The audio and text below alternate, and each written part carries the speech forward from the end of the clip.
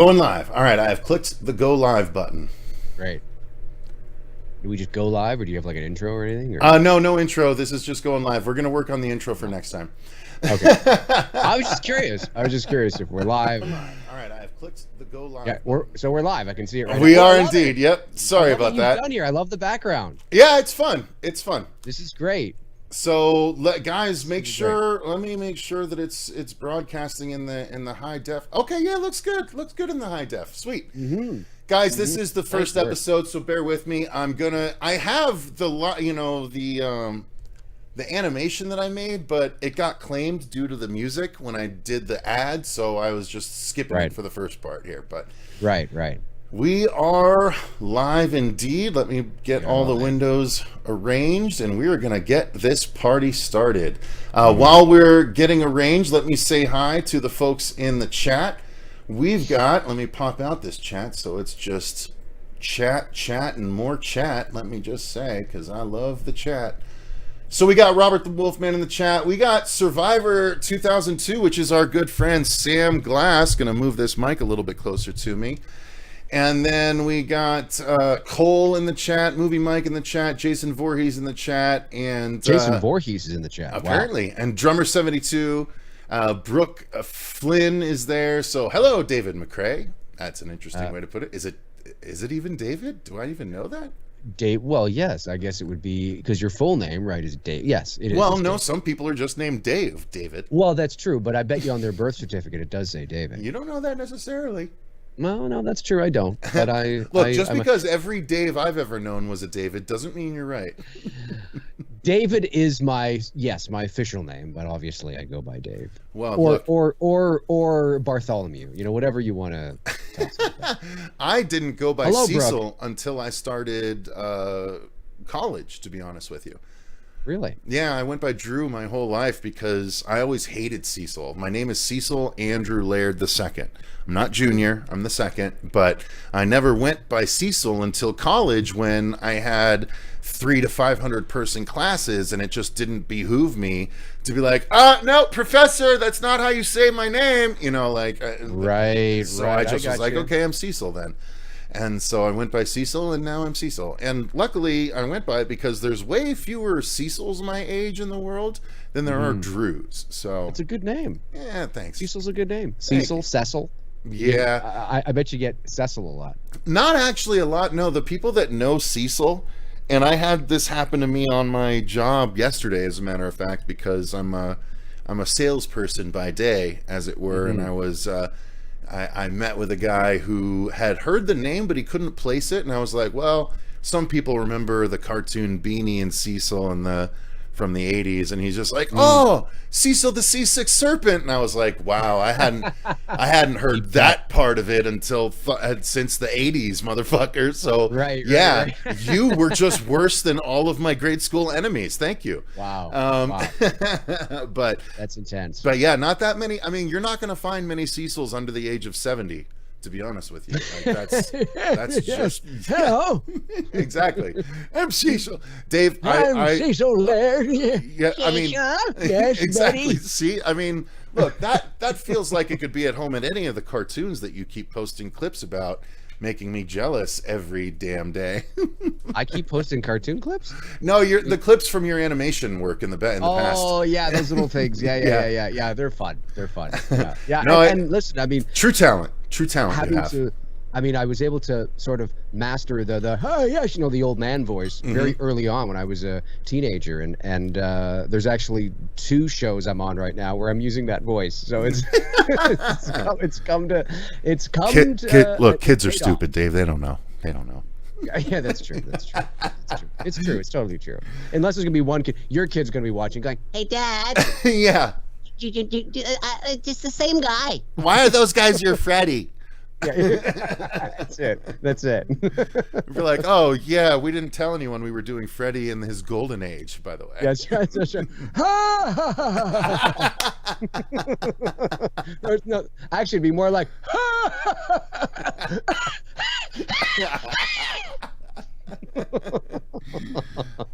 All right, Fred, calm down. Yeah, come, little pig. Yeah. You're all my kitties now. Oh my God! Somebody get this guy an orange. Yeah, get him something, please. Jesus Christ. Some vitamin C, build his bones. I can hear from his voice that he needs it. That's it. He smokes too much. All right, everyone. So welcome. Let me go ahead and pull up the correct graphic here. Forgive me. It's quite a few things I have in the hopper here. In this corner. Welcome to the horror show, and welcome to the first episode of Hellevator Pitch. Hellevator Pitch is going to be a ongoing monthly series on the channel. It's going to be a competition series, and who's to say that this doesn't end up tournament style, where the winners end up fighting the winners down the line and all of that good stuff. Or maybe it won't. Maybe it'll just be me versus a new guest every single episode. As of right now, this is the rigged. First episode. Rigged, yeah. No, the reason it's not rigged is because the audience has a ton of say in this particular episode. So that's true. Here's what the plan is, you guys. So first off, let me just say welcome to the show, Dave McRae. We've had him on the channel before, but you know him, you love him. If you're a fan of our channel, you should definitely be a fan of his channel. He is the king of Halloween over on his channel. Oh yeah, I love that. Yeah, love it. And then and he is also our Freddy for Dylan's New Nightmare, none other than Dave McRae. Welcome back to the channel, sir. Thank you very much. Thank you, Cecil, for having me on. I am excited to be here and to get into the ring and spar and see what happens. See what happens. All right, where's is it Michael Buffer or Bruce yeah, Buffer? It's Michael Buffer. Yeah, it's Michael Buffer. Let's get ready to pitch some movies.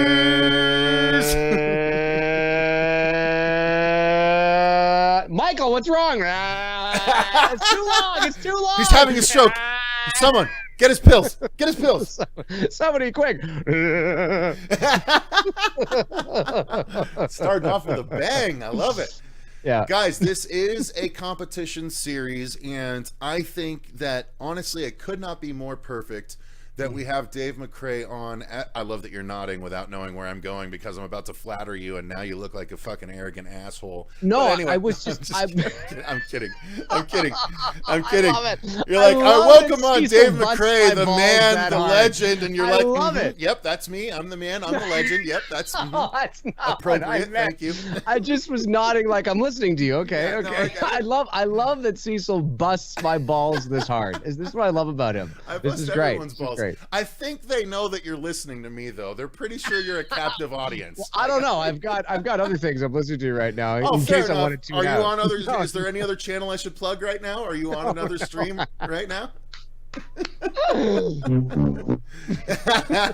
See, this is why I love having Dave on. He provides his own sound effects. It's fantastic. It's true. I could do that. Yeah. Tell me what you need. I'll preload it before the show. Oh, duh, you'll know. You'll know. Your context clues, my friend. Context clues. All right.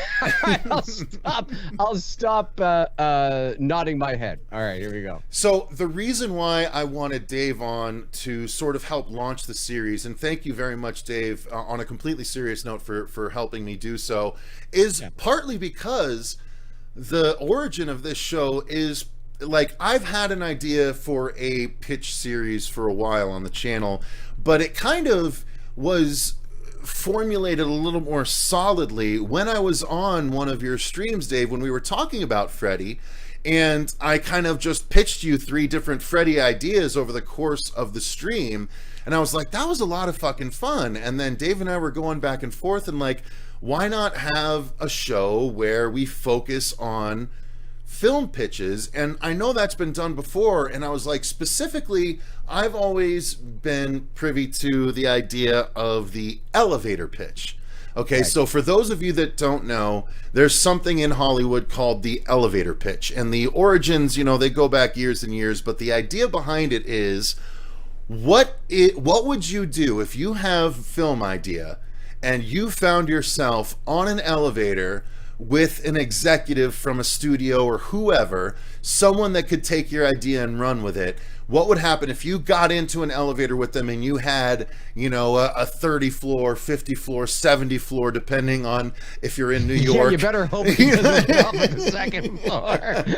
Yeah, you know, so what would you do if you had that amount of time to pitch them an idea? Right? You'll never get in the door with this person except for the fact that they happen to walk onto the elevator the same time you are on it. And so that's kind of the idea I wanted to run with for this show. Right. So what we're going to do is we are going to be creating 3 different film pitches. And the reason why the audience makes such a big difference on this show is because you guys are not only going to help determine who the winner is for each round, but you're going to help us provide a pitch for one of the categories. So here's how it's going to work, okay? There's going to be 3 different pitches. This is going to be the same format for every single episode until I decide to change it. Again, it's going to be ever evolving, but the plan right now is there will be 3 pitches. The first pitch will always be a ripped from the headlines or thematically appropriate pitch, right? We're in October right now, so thematically appropriate, it would be nice to do a pitch about Halloween, right? We come up with an idea, each of us, about a Halloween themed horror movie, okay? Not Halloween Michael Myers themed horror movie, but calm down. Halloween. Yeah, everyone chill. Stop. Put your dick back in your pants. A lot of you. But a Halloween holiday themed pitch, okay? So that would be one. But again, this is going to be audience, so you guys can tell us if you want us to do like a ripped from the headlines pitch where we go to the news for recent events and we say, hey, let's do a pitch. What would a horror movie be in this scenario? We could do that. And so what will happen then is both Dave and I, we get a 5-minute break where we get to think live with you guys, think of a pitch. Now, during that time, you guys are going to chat amongst yourselves. We have a few people in the chat. We have Robert the Wolfman, who is Robert from the channel. If you guys didn't know, he's been on a number of reviews recently. He is a full-fledged host of the channel, so he will help along the way. Also, Survivor 2002 is our friend Sam Glass that's been on the channel a number of times. He will help moderate as well. So both of these guys are going to help us determine each thing as we move along. YouTube did implement audience polls. I've not tried that before, but that's the whole, you know, that's one of the things we're going to be attempting to do along the way. So pitch number 1 is going to be either Halloween themed or ripped from the headlines, whatever you audience members want to do.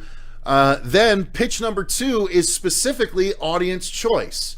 So that means you audience members are going to have to come into the chat with premises, right? This. Pitch that horror movie. This.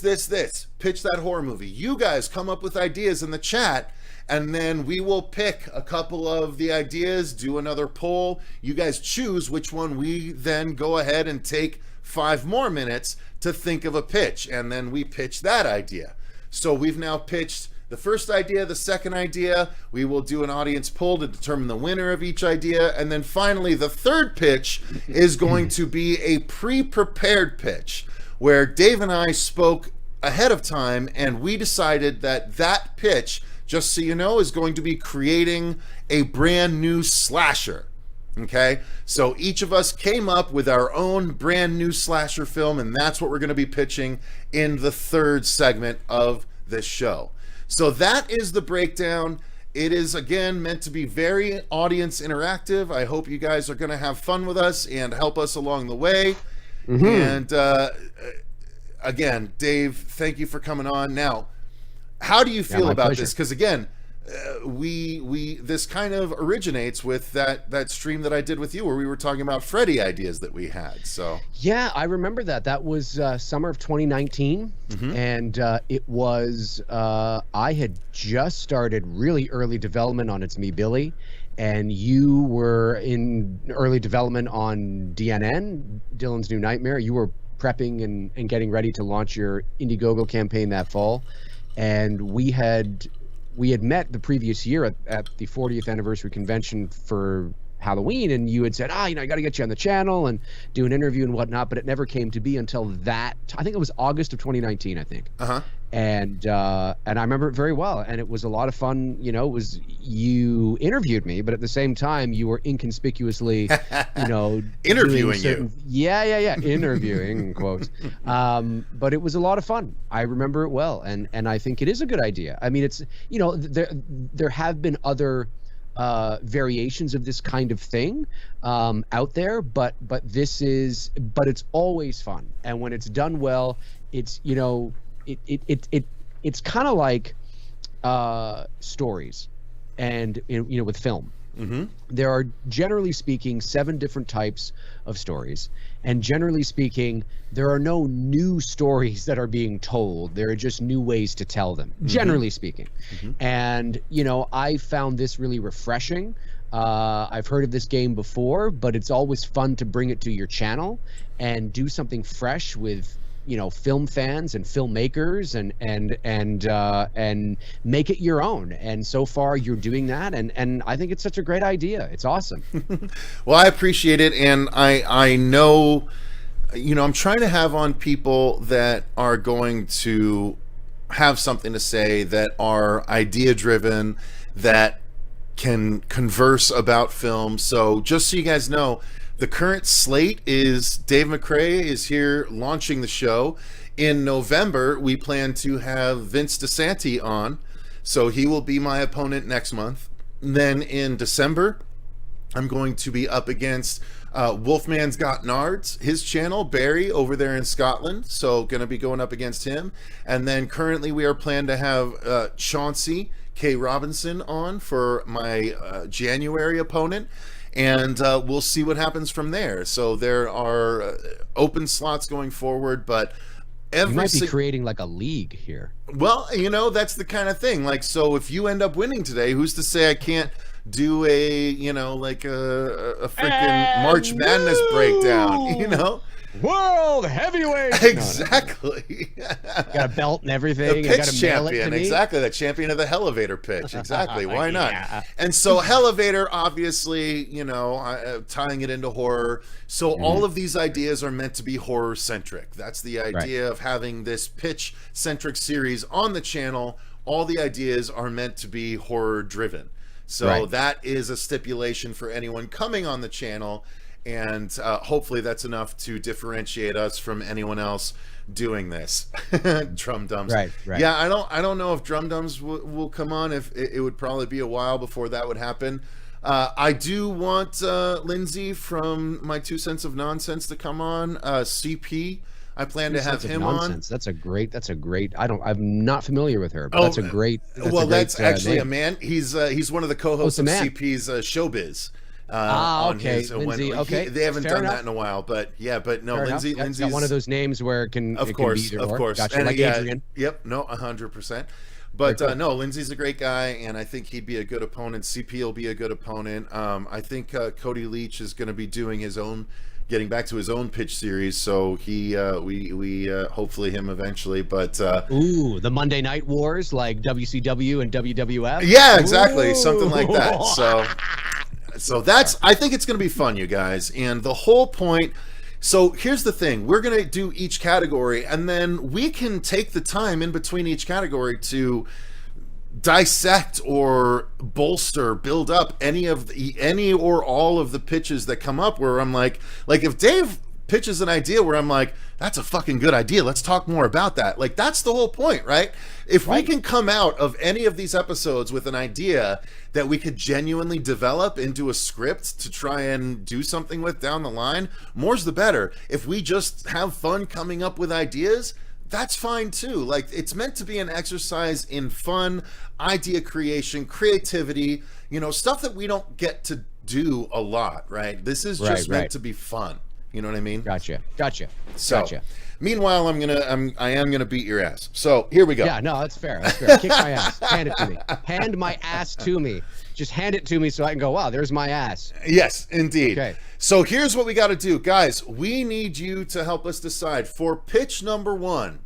would you like us to do a ripped from the headlines pitch where we look at recent news stories and try and twist a horror pitch around that? For instance, not to be in poor taste, forgive me if anyone seems this is in poor taste, but there's a big story right now about Alec Baldwin and the movie that he's on, and a gun going off and killing a director of photography and hitting the actual director. So perhaps we could do not specific idea, but a on-set horror movie, right? A horror movie that takes place on the set of a film, right? Ripped from the headlines. Or we could do a holiday-themed pitch, which is Halloween-themed, right? So it's October, it's Halloween coming up, so we could come up with a horror movie idea that would take place or would feel Halloween-y, whatever. It's associated with Halloween. So which would you guys prefer? Ripped from the headlines or Halloween status? Now, let me see. How do you create a poll? Oh, do I do it right from the chat window? Oh, yeah, I can't do it. Hang on. I see. Create a poll. Yes. Sweet. All right, let's do this. Okay, so holiday themed. I guess I should say Halloween themed specifically. Halloween themed, not Michael Myers. Put your dick back in. That's the yeah, you're right. I will put that in parentheses. Not. Look, we can't tell the audience what they vote for. That's right? true. So if they decide to vote for that, I can't do anything about it. But that is true. That is one, and the other one will be ripped from the headlines pitch. All right, and okay. Which should be pitch number one? Ask your community. All right, you're gonna. Okay, hang on. No, I don't need to add the option. Let's go. 1 in 35 characters. 1 in 35 characters. I got it. But it's not letting me ask my community. It's not? No. That's weird. You know what? Let me not pop out the chat. Let me put the chat back in. Maybe that's why. That could be why. Maybe that's why. I don't know. Yeah, okay. Yeah, the ask your community already popped back up. So, okay. What should be pitch number one? What the world Halloween needs now. Yeah. Love, sweet love. Love, sweet love. Sweet It's the only thing love. that there's just too little of. You're all of my children now. And then Grandpa, sit down. ripped from the headlines pitch. Right. Well, now the ask your community disappeared. What the fuck? Disappeared? Well, I'm looking at the gray. chat here, and a lot of people. Oh, it disappeared. That's weird. I entered the question. I entered the options, and now it's saying. That's so strange. Let me see if it just wants yes and no or whatever. Oh, one of them says -7. That's why. Okay. Okay, that's why. That's why. It's all right, folks. You know, when it's the first episode, there's yeah, kinks and things working you gotta work out out, some so kinks. Like, this is the first time we've ran a poll in the chat, so we appreciate your patience. We appreciate your patience. thank you so much. This can sometimes happen when you're on the fly. All right, ask your community. Fucking Boom. ridiculous. Pitch is up, y'all. Or pitch is up. Poll is up, y'all. Poll is up. I don't see it yet, but maybe it's delayed. I don't either. And you're right. Maybe it is. There it is. There it is. Sweet. I'm not going to vote. Oh, it's 54 to 46. It's pretty close. Let's let it run. I say we let it run for a minute. All right. Okay. All right. I love this though. This is great. This is a great way to do this. Yeah. So what the hell? So everyone, JP laughed my ass off. Look, okay, the growing pains, guys. Growing pains. Chill. We need to do another ghost stream with Dave soon. Okay, that's a good point, Robert. So, Dave, he's referring to the last time that we were together on stream where we started to hit on our experiences with the afterlife. And we were like, we need to do a whole separate stream about that, and I absolutely believe that we should. Yes, I agree. I agree. I'm ready. All right, so the Halloween holiday-themed pitch is in the lead with 65%. Oh, it's lower than I thought. 65 to 35, 67 to 33.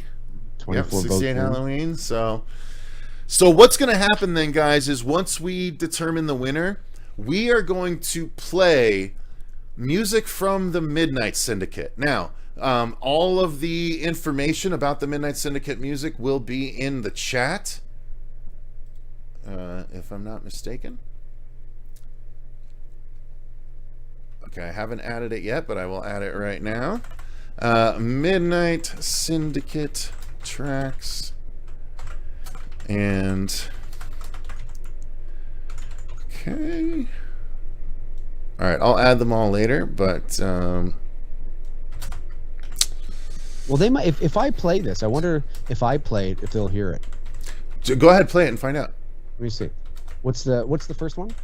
Realm of Shadows. Realm of Shadows? Yeah. Okay. Do you guys hear this? Nope. You say no? Nope. No? Okay. I'm saying no. Oh, you're saying no. Yeah, no, I can't hear it, so I'm guessing they can't either, because the audio that's going to be playing is what's coming from. But I'm going to play them at the same time, so they'll hear it through me.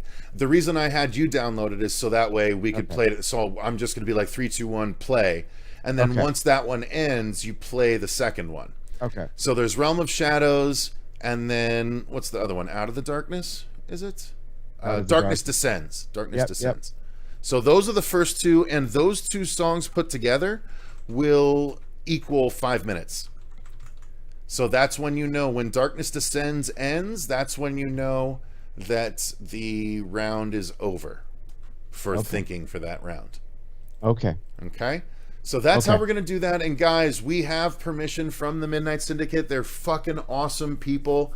And we're going to be doing on Halloween. That's when we are relocating our stream where we were going to be making movies with the Midnight Syndicate music. That's going to happen on Halloween now. So we are using this music to set a tone while we think of our pitches. So that's the whole point behind it. That's why we're doing it the way that we're doing it. So. Okay. All right. So it looks like 28 votes total. It's been going for 3 minutes. Should we wait for 5 minutes or call it here? Because 28... it's up to you, man. You're the host. The host of the most. Yeah, it looks like the holiday-themed one is where it's going to win. So I'm going to go ahead and close it out. Everyone's had a chance to vote. We've got almost 30 votes in that amount of time, which isn't bad considering we've got 42 people watching. So that's 3/4 of the people that got in on the voting. So thank you guys for getting in on the voting, and we're going to end the poll there. So that means it's going to be a Halloween-themed pitch, Dave. Right, okay. So what I'm going to do is bring up the countdown timer, the 5-minute countdown timer. We're going to have a volcano exploding when I bring it up, but as soon as I click it, I'm going to click that and then the first song. Okay. All right, so... here we go. That vote was closer than I expected. Are they going to be able to hear the song? Yeah, they'll hear the song because I'm going to play it on my end. Oh, okay. And they'll hear it through my side. Okay. So, yes, and when Realm of Shadows ends, I'll hit Darkness Descends, but I'm going to hit the volcano timer now. So, all right. We have 5 minutes starting in a 3, 2, 1, 0 countdown. Dave, ready? 5, 4, 3, 2, 1. Timer started. Let me take the sound off of that volcano and start the Realm of Shadows in 3, 2, 1, go. Realm of Shadows is going. Okay. All right, I can hear it. I mean, on my end, because I hit it. All right. I, for whatever reason, can't hear it on my end. You can't hear it on your end? Nope, hang on. It's not playing for some reason. All right, hold up just a second. Pause yours, please. All right. Pause yours. Oh, wow, it added the completely wrong thing. Okay, so let me just add it back in. Added the PNG. Good Lord. Oh, okay, here we go. I clicked the wrong thing. Okay. All right. All right. Start. Okay. Good. Started. Thank you. I'm going to restart the 5-minute timer, though, real quick. I'm going to restart the volcano. All right.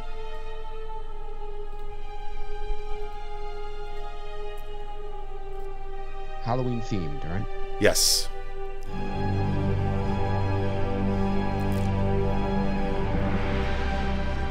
So, Robert and Sam are going to be in the chat to talk to you guys while we take 5 minutes to think of our idea. Halloween-themed idea.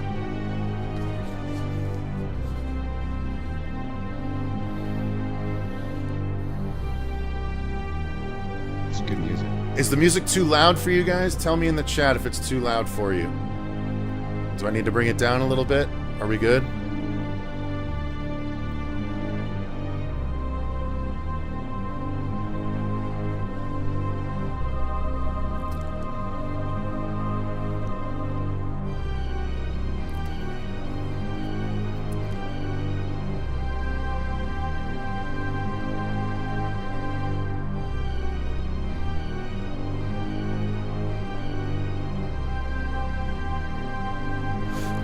That'd be cool.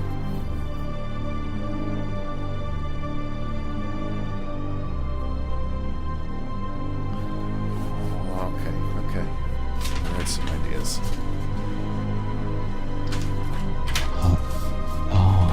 Feel free to write notes. Sorry, yeah. We don't have to be completely silent, but... Hang on. There's a movie called Elm Street already. Let me write that down. Let's see.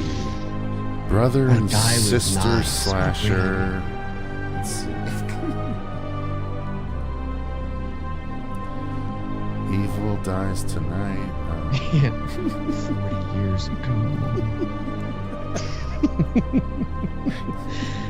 Evil dies tonight. Yes. Let me put a star by this shitty ending. Sorry. It's a prerequisite. Yeah.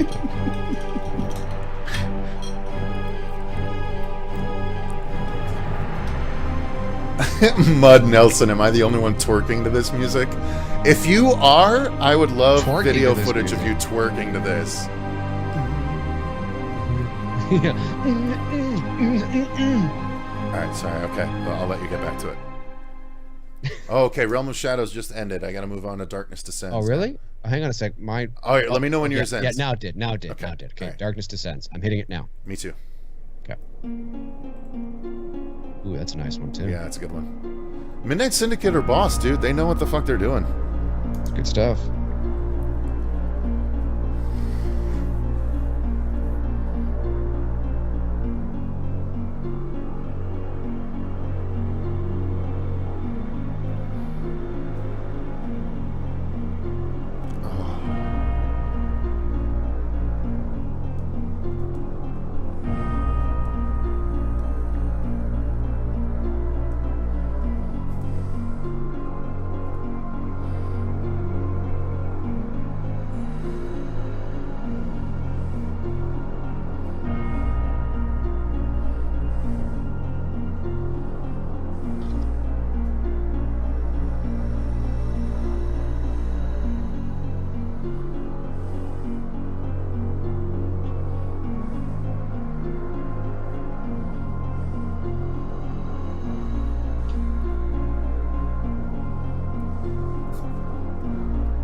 This is good music for thinking of shit. I love listening to tracks for brainstorming. For sure. It helps. Absolutely.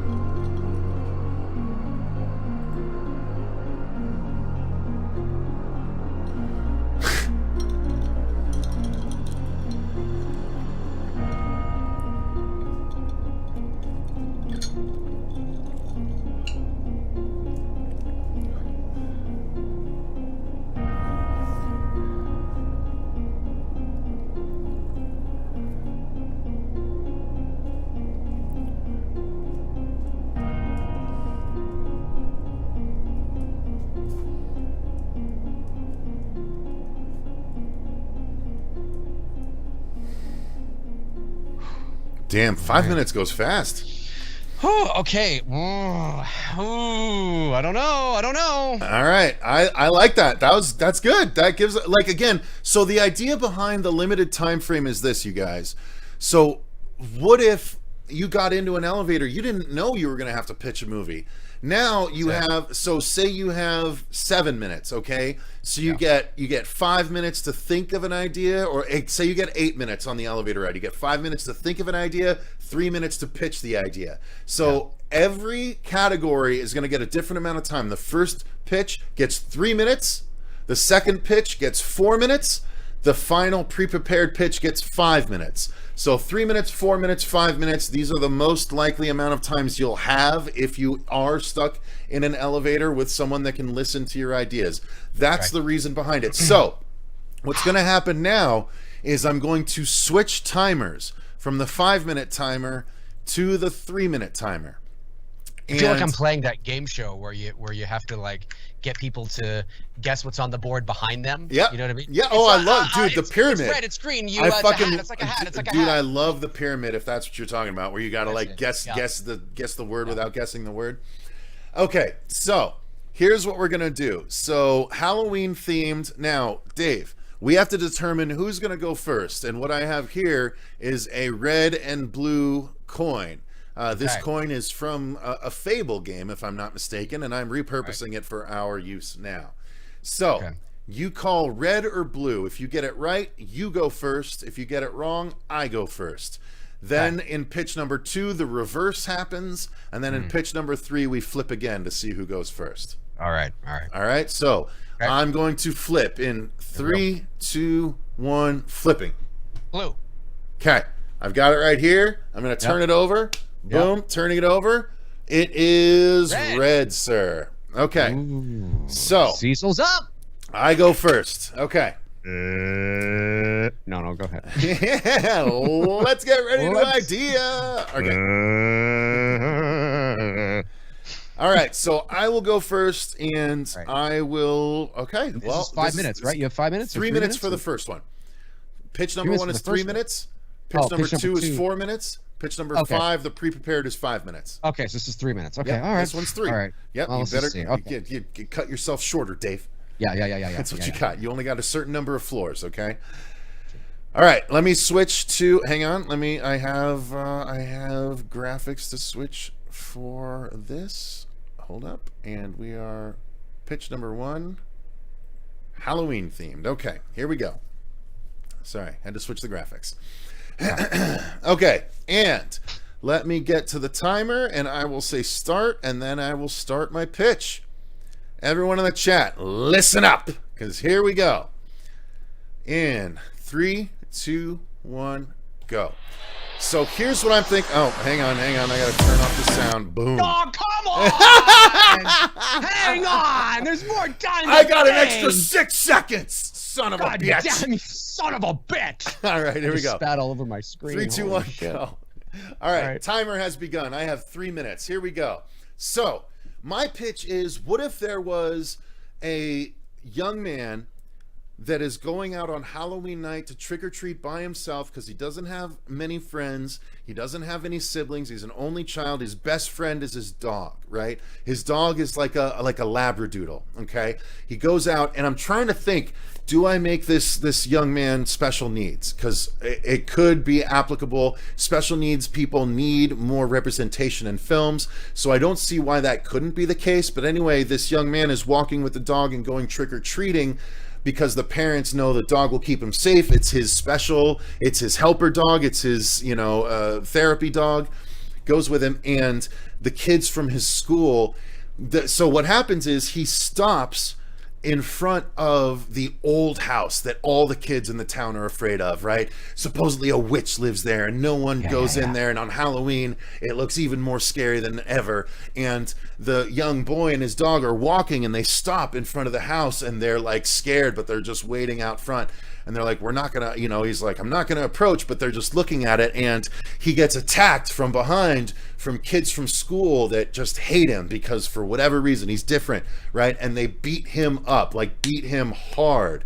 And they beat his dog because his dog is trying to protect him, and they kick this dog, and they end up unfortunately killing the dog, right? They kill the dog, they beat this kid within an inch of his life, and ambulance, like someone happens across it, calls the cops, ambulance comes, takes the boy away, but the dog's carcass is left there. When no one else is there, when no one else is left there, this old woman, we don't even see her except for her feet and her hands, and she comes out, and we hear, like, we just see her lips, her craggly lips and teeth, like, and then what she does is she raises the spirit of a hellhound, and it envelops this dog's carcass, and this dog eyes glow red, and it's a reverse John Wick, right? So John Wick lost his dog and sought revenge. Now the dog lost his boy, and it goes and seeks out all these other fucking kids and kills them in gruesome ways, rips out their fucking throats, right? Tears them apart, gets its revenge, and then by the end of the movie, I was thinking Hellhound or just Fearhound is what I was thinking might be cool. Fearhound, right? And it's a hellhound that raises, but maybe he calls it like something. I don't know. I haven't gotten that far, but at the end of the movie, the dog goes to the hospital, and it's all craggly, right? Because as it was killing the kids, it was taking damage, and it's all craggly. It lays its head on the boy's body, and the hellhound spirit fades away, and then when the boy wakes up, his dog is brought back to life. So like a reward for going through it, and I'm out of time. Interesting. Okay. I like Into the Horror Pit, Cujo Wick. Yeah, that's what some people are saying. Yeah, I love that. Cujo Wick. Yeah, it's like John Wick, but it's yeah. Interesting. Okay, I'm that sounds to me like a very low risk B movie horror film that totally Netflix might be interested in. That'd be fucking dope. I think you could have some fun with that, you know, because you do the stalking with the dog, Cecil, and we'll talk about it. Well, if I'm not mistaken, Dave, based on your cryptic posts, you might not be far out of those circles, my good man. Well, I can't say too much right now, but maybe something soon, hopefully. Exactly. All right, so that is my pitch. Now, Dave, you get 3 minutes as well, good sir. Okay. All right, so I will count it down for you, okay? Okay. In 3, 2, 1, go. Okay, so it's Halloween night, October 31st, and there is a woman who, it's nighttime, and she leaves work, and she gets into her car, and she starts driving on a very long journey. She's driving a long journey, and she's on like these country roads with these big trees, kind of like, you know, not like 2-lane highway, but she's the only one, and all you see is like the headlights in front of her on the road and the lines on the road going past, and she's got the radio on, and we don't know where she's going, but we know it's Halloween night, and the moon is shining down upon her, and she starts to experience what's known as white line fever. And white line fever is sort of what you get when you've been driving for long periods of time, and you start to kind of, there's another name for it, but it's driving hypnosis. We've all been in a position where we've had to drive a long way, and then we realize we're home and we don't remember some of the journey. Like, we're like, oh my God, I'm home all fucking ready, because we were literally driving not like under ourselves, like we were, but you know, it's kind of that kind of thing, right? And because she's under this sort of this she's tired, and she's worked a long day, and she's been working like a long week or a long month or whatever. We don't know what's going on, because we're just kind of thrust into this, and she starts to experience this hypnosis, and the trees around her begin to sort of look like they're coming alive. The trees are starting to kind of like look at her, and the radio is kind of going as she's kind of getting more tired and more tired, and then it's kind of starts to talk to her, you know, like the DJ on the radio is kind of like, you know, it's like, and we'll be back right after this, isn't that right, Lisa? You know what I mean? Like things like that, where it's like, what the fuck is going on? What's happening here? And then before you know it, she kind of falls asleep at the wheel, and you see the car heading towards this cliff, but you don't see what happens. And then all of a sudden it cuts to black. We cut in, and we're in a small town, and it's actually, I think the night before was October 30th. This is Halloween. Halloween. So it's October 31st now, and she wakes up and she's in her car. Think Children of the Corn-esque abandoned kind of town. Okay. And she's in the middle of nowhere, and she's in her car, and she wakes up, and it's a cloudy day with leaves blowing across the ground, and everywhere in this town are pumpkins just smashed everywhere. There's pumpkins just smashed everywhere, and she gets out of her car, and she shuts it, and she's looking around. She has no idea where she is. She doesn't remember where she is, and she doesn't even remember who she is, and she's confused, and she's like, what is going on? And she's looking at all these pumpkins, and she goes up to old like newspaper boxes. Yeah, kids, that's what we used to have back in the day. And she can tell that it's like, October 31st, and she's looking in like storefront windows, and there's nobody there, and all that kind of stuff. And it's a journey about figuring out who she is, what she's doing there, what happened to her on that road that night, and why all these pumpkins are smashed on this ground. There's other forces at play. And we're out of time. There's other forces at play. Okay. All right. So, yeah. So that's the thing. That's what makes it tough, you guys. So, oh shit, he's almost out of time, says Matthew Pharisee. So, yeah, that's the point, guys. In Hellevator pitch, when you're in an elevator with an executive, you have a limited amount of time, so you have to make sure that idea is condensed so you can get to the ending you want to get to in that amount of time. So he got off at a level I wasn't expecting. The idea is you get in, you see he's going to floor 25. Okay, I got 25 floors to make my impact. That's probably about 3 minutes. Okay, so he got to that floor. You tell us. Now, here's what I'm going to do. Let me put together the poll. So we are going to get this man a 3-picture deal, says the Dark Light. All right, pitch. That's the premise. Number 1 winner. All right, number 1 is Cecil. That is fear. Oh, think of a temporary title for me, Dave. For yours. For me, yep. White Line Fever. White Line Fever. Okay, so Fearhound, reverse John Wick. Yeah. I gotta do that a little bit less characters to get it to register. All right, reverse John Wick, and then Dave. White Line Fever, you said? White Line Fever. White Line Fever, which is it sounds like it's like an alternate world sort of story. It is. But okay. It is. Yeah, right, cool. She's in an alternate world. Did she die off that cliff? Did her car drive off that cliff that night? I'd say to the executive in the elevator, can I come to your office and tell you? You want to know more? Do you want to know more? All right, I'm just going to put D and C because that'll allow for more characters in the thing. Yeah. So White Line Fever, alternate world. Okay. All right, ask your community. All right, everyone, vote on who you think got the best pitch for the Halloween-themed pitch. So let's talk about it, Dave. So we'll talk about each other's idea. I like your idea. I think your idea is great, but here's the thing. Outside of pumpkins, where's the Halloween tie-in there? Like, that's what I'm wondering about. Yeah. It's October 31st. It's Halloween, and then what eventually she begins to realize is that there's a pagan cult, and there's a cult that is at play that is wanting to take over the world, and she's at the center of it because she is actually the chosen one that has a certain level of power because she's actually a witch.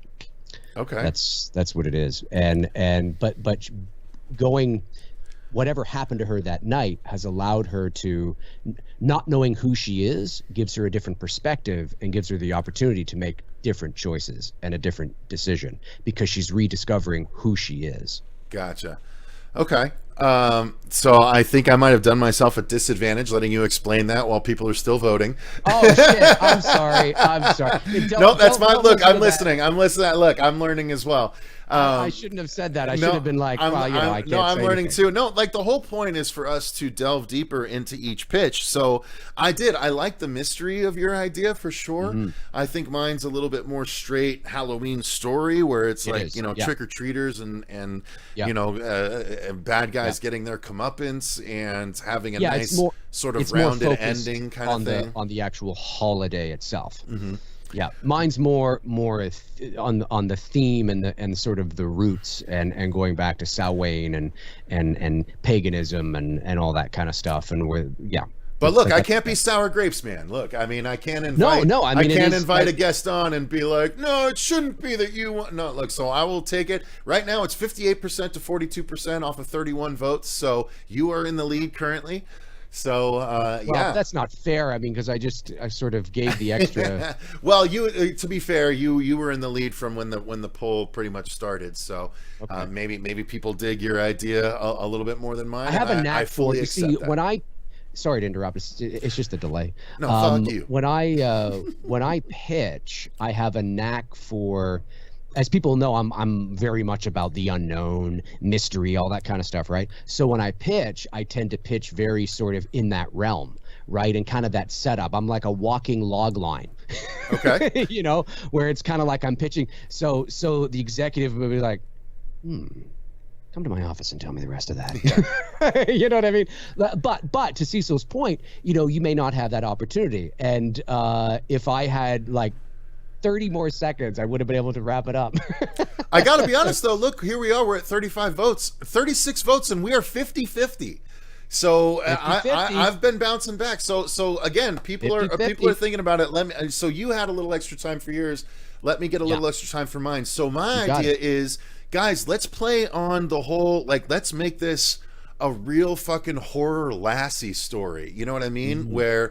Where this dog, we show the relationship between this boy and his dog, and show that this dog is his supplement for like friends at school, and supplement for even a brother or sister that might be like, the mom is a single mom, let's say, you know, right? And she can only do so much. And so she got him this dog that is his lifeline to society, where, you know, it's how he relates to the world almost. And like, he goes out, and the only reason he's allowed to go out is because he's got his guardian dog with him.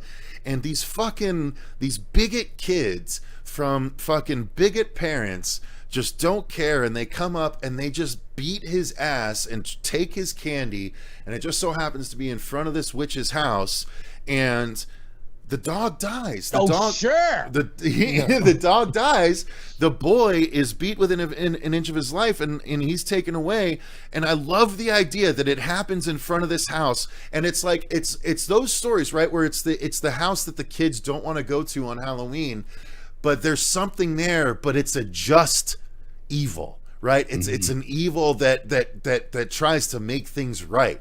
Right, so this witch, you don't show the witch, you just show her feet, you show her hands, and you show her lips doing and then you see the hellhound spirit envelop the dog, and it gets up, and it can be bigger than it was. It can be a beefier version of the dog, and you just you use that Cujo mojo that Stephen King had for that film. And you let the dog tear into those other fucking, you make them teenagers, right? You make them teenagers. Okay, please. Because that's the whole point. Like, you and I, let's talk. Let's make it better. Or do you, no, I was going to say, well, hang on a second. I'm throwing some jabs now. All right, let's do it. Back. Let's do it. Or in my pitch, you know, as I said, we have this woman who doesn't know who she is. She doesn't know who she is. She knew who she was when she was driving home that night. But powers outside of her were able to, she went off that cliff. That's what ends up happening. We don't know that at first, but she goes off that cliff, and she is almost like not knowing who she is and being in this other dimension gives her an opportunity, like I said, to discover who she is again. And the audience is put in the same position as the character. So, you know, we're living vicariously through this woman who's discovering this what appears to be abandoned town, but soon discovers that there are people that are living in the area, and they recognize her, but she doesn't know who she is, and she actually has a power that is like, they look at her like she's somebody to respect, and she doesn't know why they're respecting her. To her, she was just like, I'm just this fucking, I don't know why you're kneeling to me or why you're thinking I'm this god. And they're like, you don't know who you are, you know? And it's like, I don't know what you're talking about. It's like she's just this normal chick that was driving home. No, she's a witch, the witch of the likes you've never seen before. Because she was going to take over the world. She's a fucking monster. Those trees that you saw sort of lurching over her during the white line fever moments as she's driving down this lonely road in the middle of the night with the radio playing and shit, those trees, those were analogies of who she is and what she's capable of and how tall and ominous she can get. She's a fucking demon, man. She's a fucking demon when she wants to be. I got a shout. You want another dog? You want a dog? Oh God, here we go. Oh, this is a direct attack. I mean, look, I wasn't gonna say it, but you gotta go. Look, outside of pumpkins, where's the Halloween here? Where's the Halloween in this pumpkin tale? Oh, well, hang on. It depends. Define Halloween. You want traditional Halloween, or do you want to go back to the roots of where it all began? The reason back why to Salem. Halloween. You want to go back to Satan? Samhain.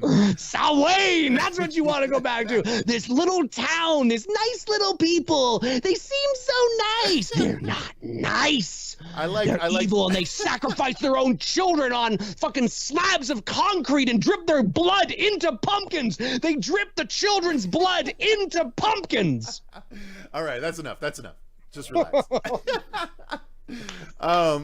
Dave sounds like an A24 movie, says Mud Nelson. Ooh, I take that as a fucking jab, son. Movie Mike says, I like A24. I know. Some people do, some people don't. But Movie Mike says this vote is fake news. Fake news. Fake news. I gotta say, I did laugh at Blip saying, "I have a feeling Florida's gonna fuck this vote up." See, Dave's in Canada and he even gets that. Our electoral college is a joke. All right. Of course I get it. Bush, Gore, Gore, Bush, Bush, Gore, Bush. All right, so we can give it 2 more minutes. Give it to 8:05. But we are currently at 51 votes, 8 minutes, so that'll be a 10-minute vote. But currently, I can't see the results. Currently, Fearhound is at 61% and White Line Fever is 39%. Well, there you go. People want Fearhound. People want Fearhound. All right. Well, you know what? Should we just end it, or should we give it those last 2 minutes? I don't know. I feel like all the Dave stands will jump in and swipe this from me if I let it go too much longer. I don't think so. I mean, you're at 60. That's quite high. Like, you're almost double me. So I'd say that you probably have the advantage. Fair enough. All right. Well, we'll end it here then. We'll go ahead and end it. So Cecil takes round 1. That is not always going to be the case by any stretch. But look, this is a think on your feet scenario, right? That's the whole point. So let me go ahead and mark down point for Cecil. There we go. Point number 1. There we go. All right. Now we are on 2. So here's where you guys get to jump in and have some even more fun. Okay. Let's see. Well, 51 votes with 40 people in the chat. There was a couple people coming and going. I don't know. I don't know how to cheat YouTube as far as that goes. So it's a brand new thing we're doing. All right. So let's go ahead and jump to pitch number 2, you guys. All right. Let me change the text. So pitch number 2 is audience's choice. So this is where you guys go ahead and put in the chat a sentence, right? A couple of words, a sentence, whatever you want us to pitch about. We will select the ones that we like the most, and we'll do a little poll. You guys can choose amongst our favorites from what you put out, and we will do a pitch here live about that particular thing. Now, Dave and I both had an idea. We might need to do a Halloween themed pitch, depending. We have our pre-prepared pitch. This is the true wild card. This is where Right. you guys can come in, spitball us an idea, and either one of us could take it. The rest, we could have thought of a little bit about ahead of time. We might not have. I think both of us, when it comes to the pre-prepared pitch, we were Dave. If I'm not mistaken, Dave was like an hour before our pitch, where he knew exactly what to come up with. And then, as far as your criterion, the slasher. Oh yeah. Oh, I just was. Yeah. I don't know. I had a few more hours before that because I started thinking at like 3. And Yeah. and when we get there, I'll tell you guys some of my alternate ideas, because I had a lot of ideas. Like, that's the fun thing when we're doing this. You come up with ideas and you're like, that's not good enough. Let's go on to another one. It's but true. but It's all true. those other ideas might be Yes. worth exploring at some way in some way down the line. Okay, so we're starting to see some come in. The first one that's come in is Brian Flanagan saying Star Wars Old Republic film. I mean, we're trying to keep it horror themed, guys. Yeah, I wouldn't be able to do anything. I don't know Old Republic anyway, so yeah, I wouldn't be good there. Michael M says clowns in Squid Game. Okay, that's something. I haven't. If he hasn't watched Squid Game, that's hard. No, I I have. Okay. Adult version of Goosebumps: The Haunted Mask. That's not a bad idea. I have not seen that. So I haven't I'm not either, familiar. except that I had an idea earlier today myself. Like, what if we did a horror version of The Mask, like Jim Carrey's The Mask? So we could pitch that kind of idea, a horror version of that. That's... Yeah, Robert, come on, Robert, you're part of the channel. Highlander movie pitch. It's got to be horror, guys. Horror. I love Highlander, but Highlander's not horror. Sesame Street? Yeah. Psycho serial killer pitch. That's Darklight. That's not far off of slasher. That's kind of what we did with a slasher. Psycho serial killers. Slasher Western says Into the Horror Pit. That's a little close to what we did before. Dracula for President, says Sam Glass. That's pretty narrow. Cat during Salem witch trials. Okay. Female serial killer. That's pretty broad. Female serial killer is pretty broad. We could maybe do that. So far, that's the forerunner movie, Mike. Let's get some more ideas in the chat, though, guys. Let's get some more ideas. Female serial killer. R-rated Scooby-Doo. That could be fun. Now, would we do our own, like, create our own Scooby Gang, or would we do, like, literally what would be an R-rated Scooby-Doo movie? That's kind of fun. That's kind of fun. Okay, yeah, it is. Okay, so all right, so far we've got Movie Mike with a female serial killer, R-rated Scooby-Doo. I might put a few. So okay, Matthew Pharisee says a futuristic movie where Earth becomes uninhabitable and people relocate to a new planet that turns out to be inhabited by murderous aliens. Okay, that's an idea. Oh, Alex says, just going to skip over mine. Alex, I don't want to disrespect. A modern slasher villain via mega crossover. Or a modern slasher villain mega crossover. I mean... Mega crossover? We're trying to think of new ideas, not using ideas that are already in existence. R-rated Scooby-Doo, though, I got to admit, that kind of goes against what I just said. So, all right, we'll keep that like a big slasher showdown. I gotcha. Gotcha, Alex. I gotcha. We'll keep that in mind as well. R-rated Scooby-Doo, my lifelong dream. Ravenous invades the Gold Rush period, says Sam Glass. The Darklight sends a $2 super chat. Haunted house or paranormal. Those are broad. Those are broad and doable. Yep. Okay, so I'm gonna write down haunted house, paranormal.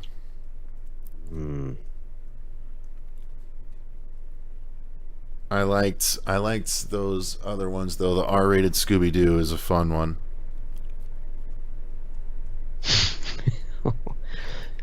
Let's see. Yeah.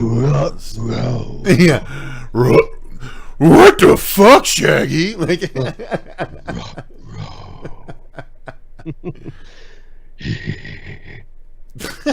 Oh yeah, female serial killer. Okay, that was a good one.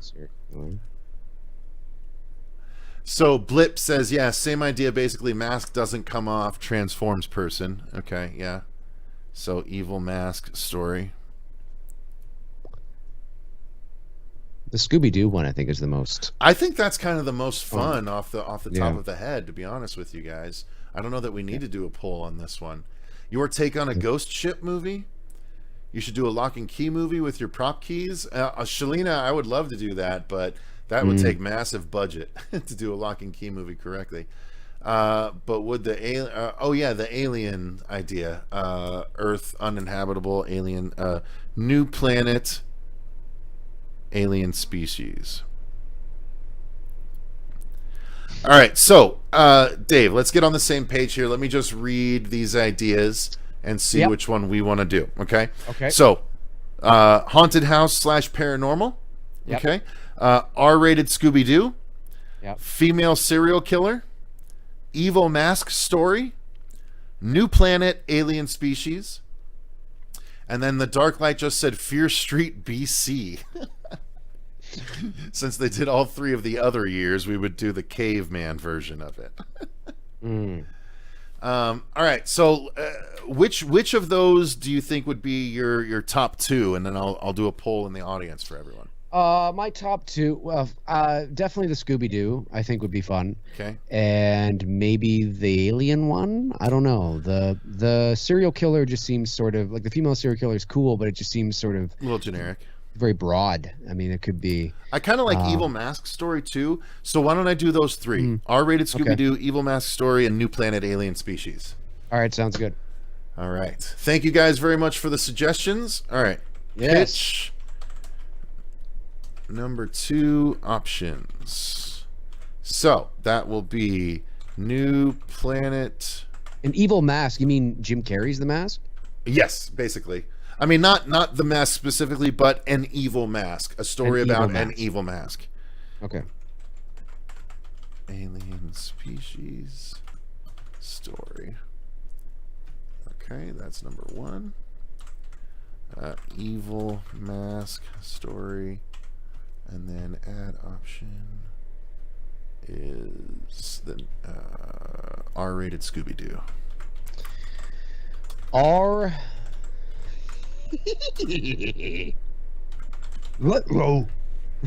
That could be that. Honestly, that could be fun because if it's an R-rated Scooby-Doo movie, it seems like you could deal with some heavy stuff, like some Endgame material. Like it feels like an R-rated Scooby-Doo would be the end Scooby-Doo story. I'm thinking boobs, ass, you know, full frontal nudity. You know, Fair that's enough. what I'm thinking. You want to Yeah, see? you see Scooby-Doo's balls as he's walking away. He ain't neutered, folks. He ain't neutered. There you go. R-rated Scooby-Doo, where the antagonist is a female serial killer who wears a mask.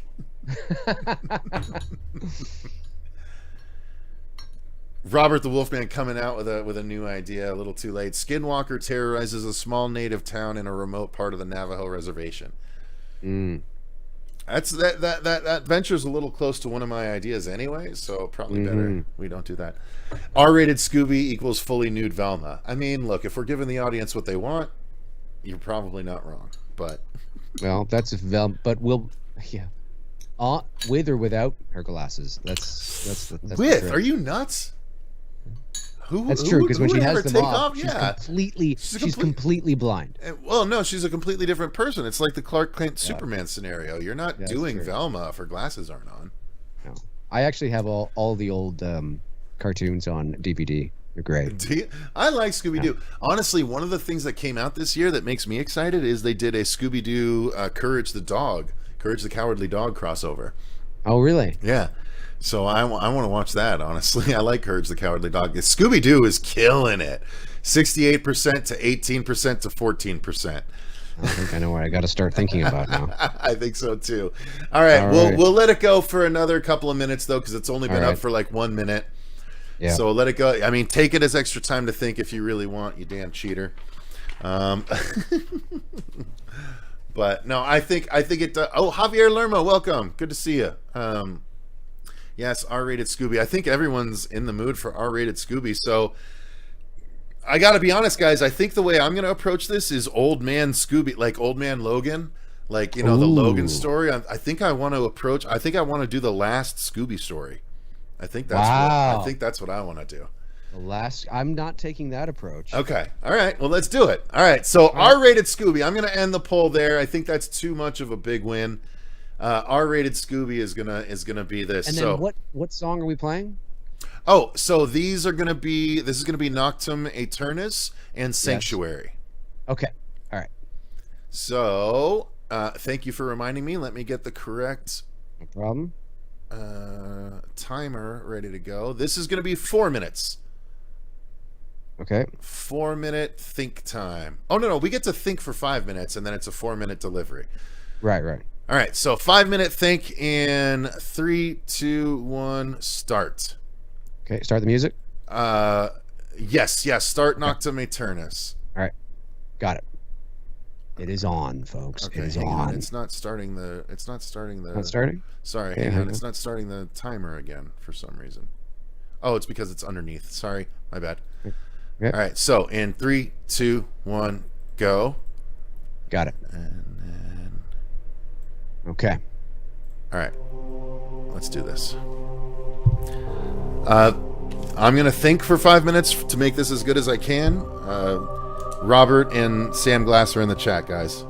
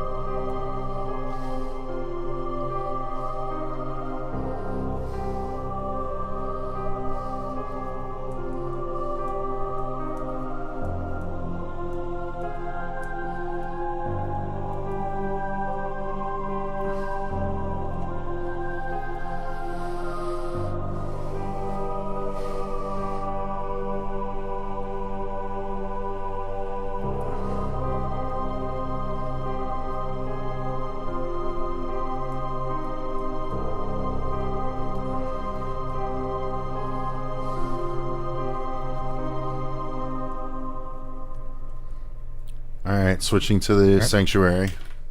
Switching to Sanctuary now. And 3, 2, 1, go. It's gone.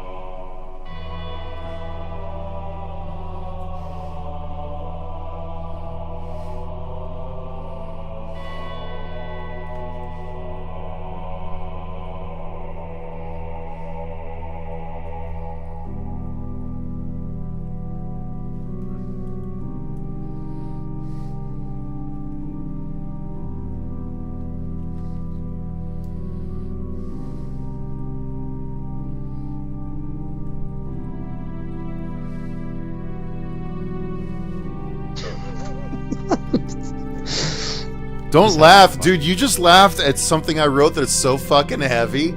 Like, I wrote this and you like, and I'm like, you motherfucker, how dare you laugh at that? No, I'm just laughing at how melodramatic this is. You know, it's like Oh, Jesus. it's good music. Yeah. No, not the music, just the ideas. Oh, you know, okay, it's okay, like- okay.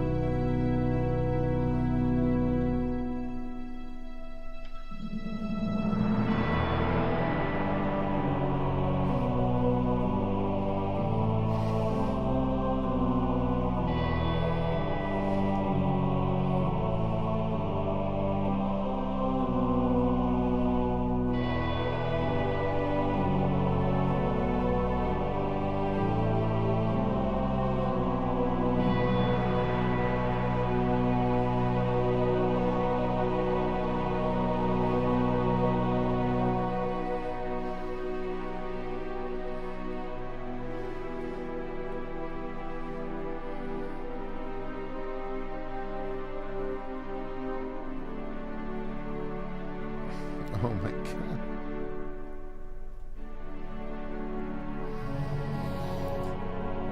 This is either how drunk or how stoned I am.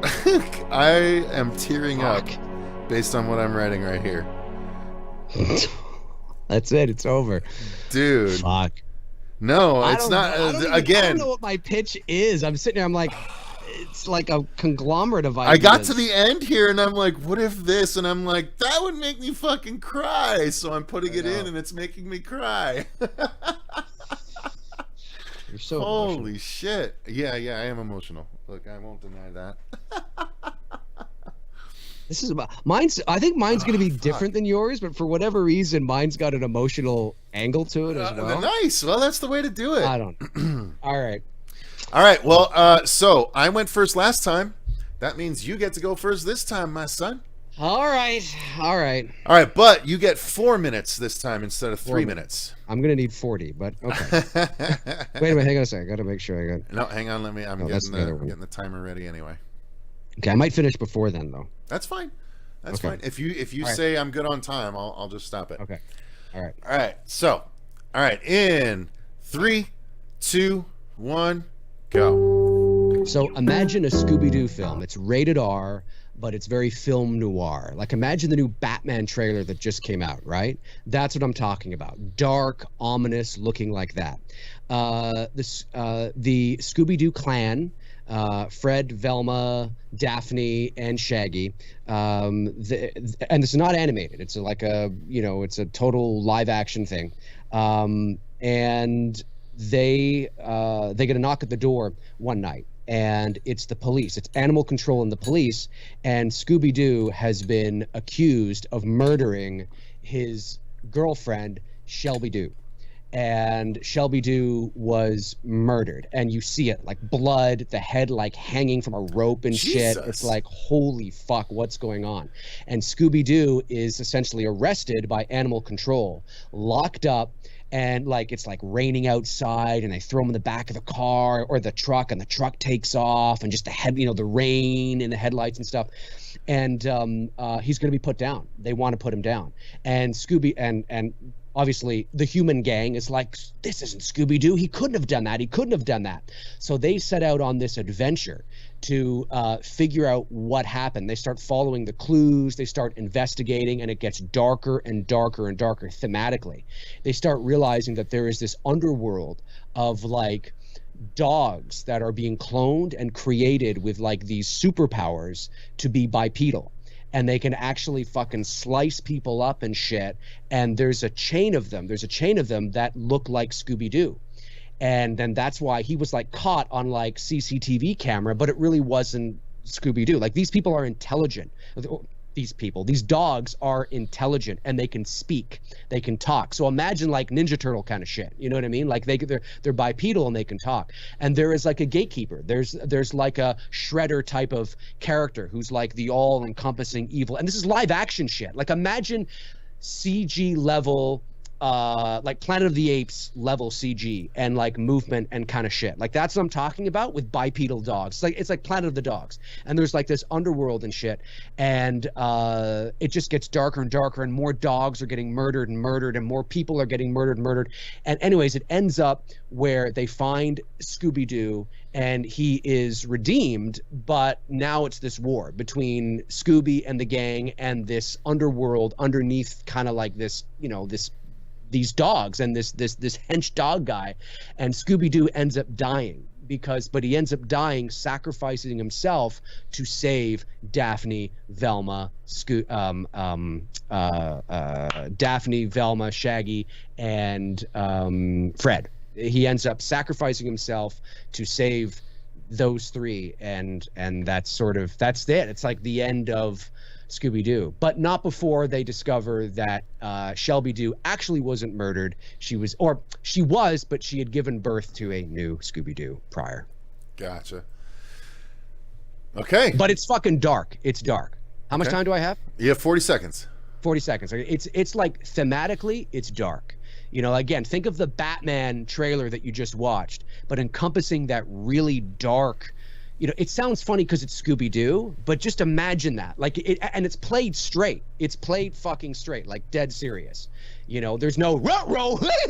Like it's played straight. I mean, maybe there's a little bit of that to kind of wink, you know what I mean? But it's played fucking straight. It's a serious film. Yeah, film noir. It gets dirty, and there's a lot of boobs and F-bombs and everything. You got 5 more seconds. Yeah. Well, boobs and F-bombs. Fuck. All right, so that's it for Dave's pitch. Okay, so my turn. So let me stop and start again. Yeah. Movie Mike says, damn, instead of sacrificing himself, he couldn't sacrifice Scrappy. Well, okay, just wait. All right. Scoob. So here we go. All right, and 3, 2, 1, go for me. All right. So my idea is, again, think Old Man Scooby, right? This is years down the line. The group has done all of their good work. They have separated. They have gone on to live their lives, okay? Fred's got a family. Daphne's got a family. Velma's with her, definitely a gay lover because she's for sure gay. And Scooby and Shaggy are still living together, having a good time. And they all catch wind of a murder. Someone has gotten Scrappy. Scrappy, now an adult Scrappy-Doo with his own family. Scrappy has been murdered by someone, and all roads lead to this new evil, and this new evil would be basically, I was thinking, go all the way back to the first Scooby-Doo cartoon, the first villain, who was the living guy, right? They unmasked him, he's a living guy, but this guy has died.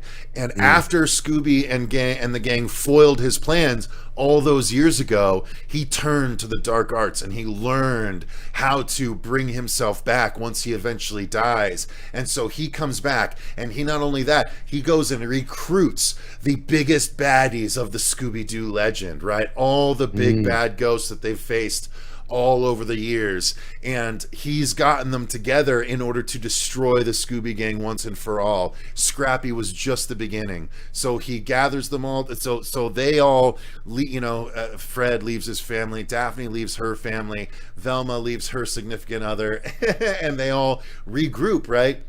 And they gather with Scooby and Shaggy, and they're going to solve how to do this, and they have this knockdown throwdown fight. And I think the most, so they all have these moments where, it was these ghosts that ended up not being ghosts, but they've all died now, and now they are ghosts. So they're the real haunted versions of the ghosts they pretended to be all those years back, right? And this could be a live action version, so you could show live action translations of those old ghosts, big scary versions of it, Ghostbusters Librarian style, you know what I mean? Right, where they're actually unnerving.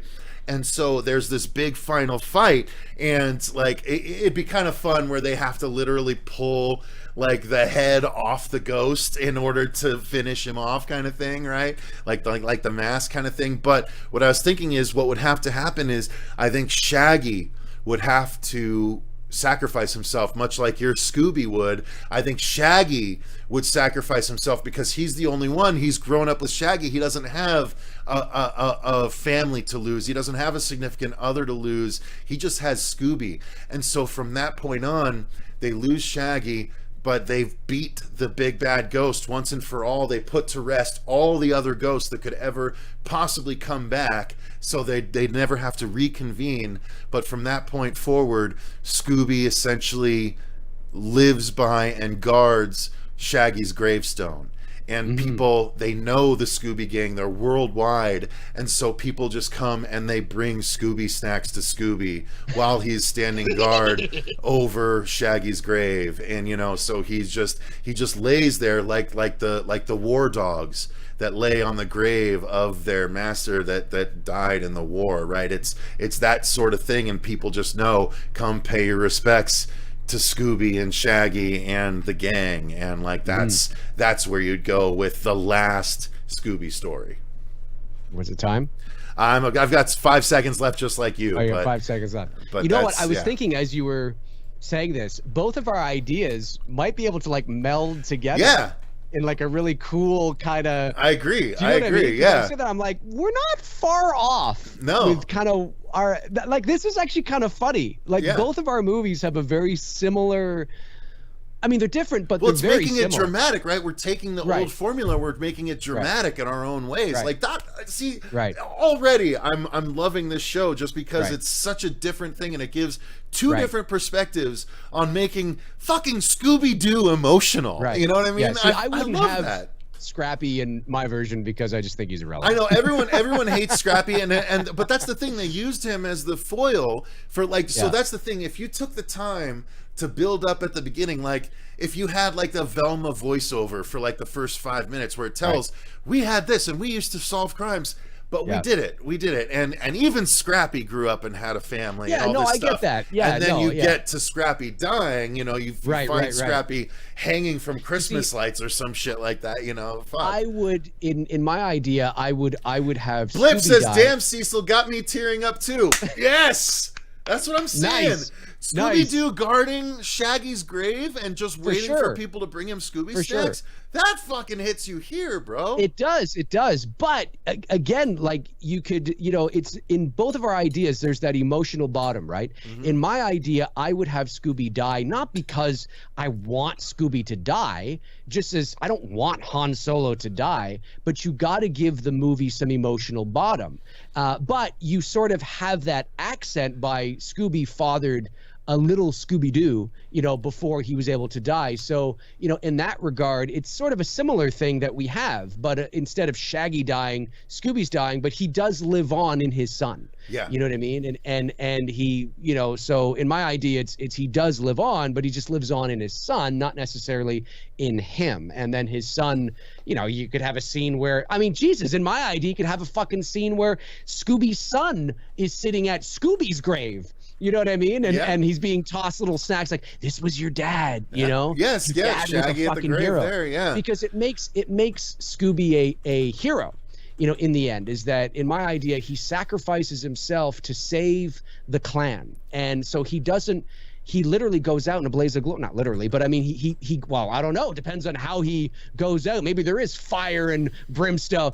Who knows? But he sacrifices himself to save the clan, and that's the highest sort of honor and that's what a dog does. A dog does that. A dog will sacrifice themselves to save to save their owners, to protect their owners. So that's why I chose Scooby. Literally pitch number 2 for the poll. R-rated Scooby-Doo. Dave, Scooby dies to save the crew. Cecil, Shaggy dies to save the crew. That's pretty much where the difference lies. That's what it is. Well, and now it's going to come down to just people's personal taste on how emotional or not emotional do they want. I want Scooby to live. Well, then you know who you have to pick, right? That's just kind of the way I did post it like that, guys. It's obviously a very base breakdown, but you heard our different pitches. Yeah. So. Mine was more the Old Man Logan, Old Man Scooby idea, and Dave's is his idea where it's Mine's more like, think Planet of the Apes, but with this rise up of bipedal dogs, you know, and it's serious. It's film noir. It's like the new Batman film or whatever, you know? Yeah. All right, so let's see. Scooby-Doo is the best show. Movie Mike says, I hope somebody builds him a doghouse next to the grave so he can get in and out of the cold and rain. Y'all must not want sequel money.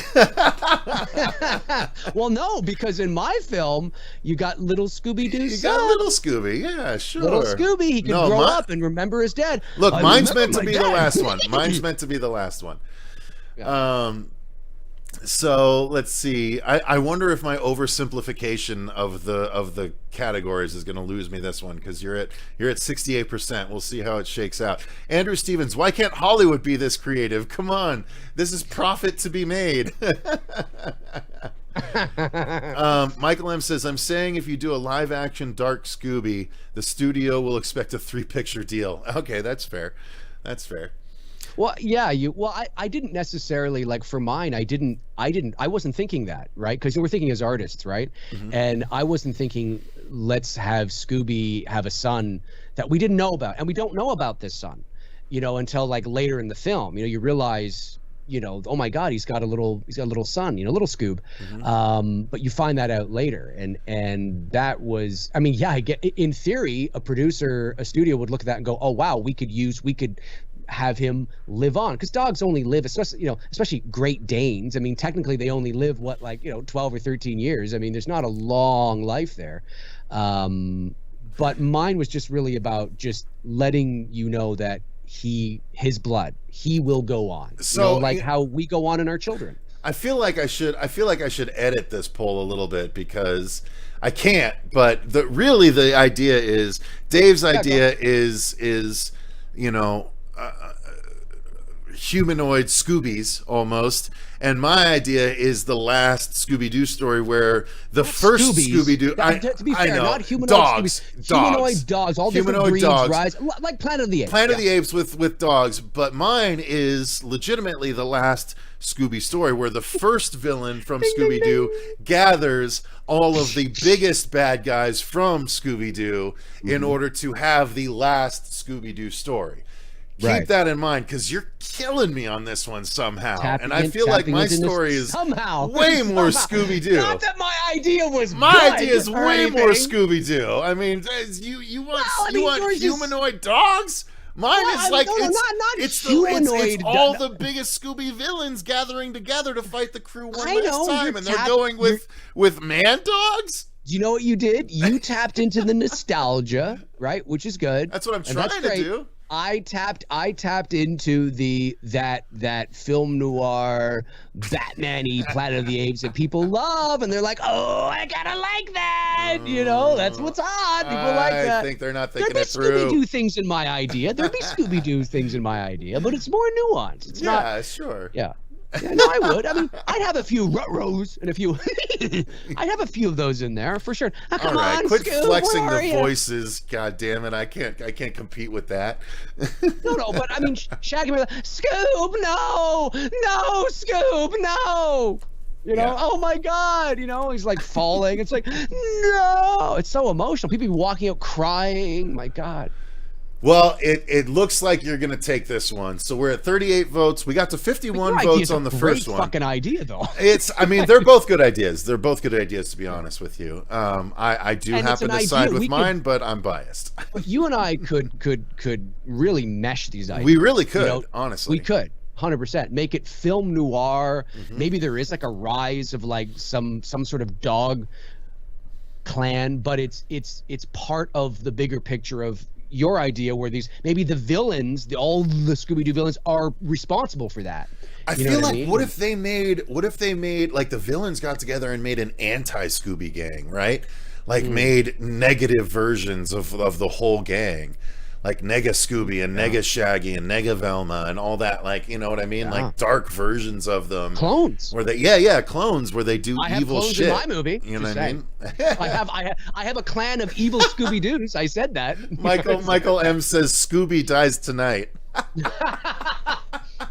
Scooby dies tonight. Scooby dies tonight. Scooby dies tonight. Rolo. I love it. All right, yeah, you we're at 44 votes and you're at 80%. You're taking this one handily. Really? I thought it would be closer than that. I thought it would too, but you know, it is what it is. So, all right, we're gonna end that there. Dave McRae takes pitch number 2. Let me throw your point up on the board, good sir. Pitch number 2. So we got one for Dave, one for Cecil, and whoever takes the next point is going to win it. It all comes down to our pre-prepared pitch. Okay. So now this one we don't need to actually listen to any music for because we were able to pre-prepare it. That's correct. So we are going to have a 5-minute. Oh no, we don't need a 5-minute thing, but it's going to be a 5-minute pitch. So right. We get 5 minutes to talk about it. Now, we need to toss the coin of death one more time to see who goes first and who goes second in this one. So, as the guest, well, real quick, before we get into it, before we get into pitch number 3, let's ask the audience, how you guys enjoying this? Are you enjoying this show? Is this fun? Are we having a good time? Is this something we're excited to continue going forward? What's the lay of the land? What's everyone feeling? Tiebreaker, says Andrew Stevens. Yep. Sky says gasp. Can ICP do the soundtrack for the Scooby movie? Why not? Thank you, Tashawn. Is it Tashawn? I hope it's Tashawn. I'll give Cecil the point. Thank you, Tashawn. I give me the point as well, but you unfortunately were in the minority there. Come on, Tashawn! Yeah, you won anyway, handily, but Manumo says, yes, enjoy it. Yes, it's fun. Yes, love it. Okay, cool. Everyone's enjoying it. Sweet. This is awesome. Cool. Awesome. That's what I love to hear. Thank you, guys. I wanted to make it a fun, like the most interactive show that we've had on the channel yet as far as audience goes. Should the winner of the toss go first or get to choose? I think I'm going to go that way, movie Mike. So whoever wins the toss gets to choose if they go first or second. I agree. Worthy show, says Andrew Stevens. Thank you so much. Loving it. Good stuff. Fans are better writers these days. Yeah, I agree, Dr. Death. That especially, look, I mean, not to toot our horns, Dave, but I think you and I have two of the best fan film stories out there, along with Vince. I think if there were a Mount Rushmore of fan films, I haven't made mine yet, but story-wise, I feel like we could be up there because I know what my script reads. Yeah, for sure. I mean, mine, obviously Vince is about to enter a phase where he's going to be able to complete his masterpiece. Mm-hmm. And we just released our first part. Obviously, it's episodic, so we're not, I mean, you could look at It's Me, Billy as its own thing and it just kind of ends on this big cliffhanger, but that wasn't the design. The design was to end it there so we could potentially go on and make another one. Mm-hmm. Because, it's cheaper to, or we would have had to have asked for a lot more. Sure. But yeah, and then with Dylan's New Nightmare, I mean, everything that's being put into that and the team and the crew. And I mean, it's, I would like to think that, it's funny. I'll be totally honest with you. I haven't given it much thought in terms of It's Me, Billy being on that sort of Mount Rushmore or whatever. I haven't really thought about it. I haven't been forced to look at it or think about it, but happy to oblige. Sorry? I said happy to oblige. Yeah, no, but if people think it's deserving of that, that's really cool. I mean, that's, we worked our asses off to create something that has a, like, again, it's episodic, so it's got a beginning, middle, and end, but you can tell it's designed to be the first part of something larger. And that was on purpose. So we worked hard to write something that felt that way, looked that way, to really dangle that carrot, and then of course to make something that looked totally studio. And that was one of our goals. Our goal was, we often said that if you walked into a room and you saw it on TV and somebody said, "Oh, I'm watching Netflix," you wouldn't go, "No, you're not." You know what I mean? That was our goal. So and we think we achieved that. So it's awesome to hear people think that too. That's cool. I mean, that's validation, right? Yeah, absolutely. Okay, guys. Well, that's going to bring us to the third pitch, which is our pre-prepared pitch. So, Dave and I spoke ahead of time, and we were trying to decide what would make for a good pre-prepared pitch, and ultimately where we decided to go is create our own slasher. So let me switch pre-prepared pitch because I believe... Prepared? Prepared, yep. Urination. Exactly. Urination. So the pre-prepared pitch is we are creating our own slashers. So we each took time, at least an hour, to come up with a pitch for a slasher. Our own slasher that hasn't been done, and this is going to be the deciding factor because I apparently won round 1, you apparently won round 2. Next round takes it out of 3. So, Dave, I'm going to let you call the coin again. Okay. We got the coin, the evil coin of death right here. We got the red and the blue side. So I'm going to flip it. When I flip it after 3, 2, 1, you tell me what you call, and we will see what wins. All right. Okay. I expect the guy who wrote and produced It's Me Billy to win. I mean, okay, but this guy got the guy from It's Me Billy to sign on to his project based on his script. So what does that tell you? Yeah, Cecil's no slouch, guys. Cecil's the man. Wait till you see Dylan's New Nightmare. I know. Wait till you see it. I know. I can't. I look. I get why they think the way they think. I haven't proven myself yet, but they shall see. So they shall. Oh yeah. I really like the little pumpkin next to Dave. Yeah, it's a cute little.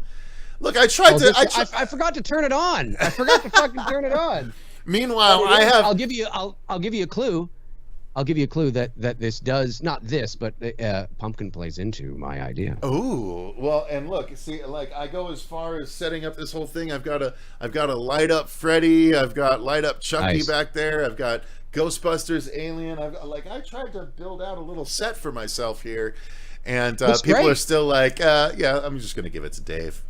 No, listen, I've known Cecil for like over 3 years now, and he's been on my show many times. We've had lots of conversations. He's a talented dude, and I'm not just saying that. I'm not blowing smoke up your ass. When I read the Dylan's New Nightmare script, you know, yes, it's Freddy Krueger, and yes, it's a fan film, quote unquote. But good writing is good writing, and you know, you're good at writing. You're great. I mean, the way it flowed, the dialogue, you know, the scenes.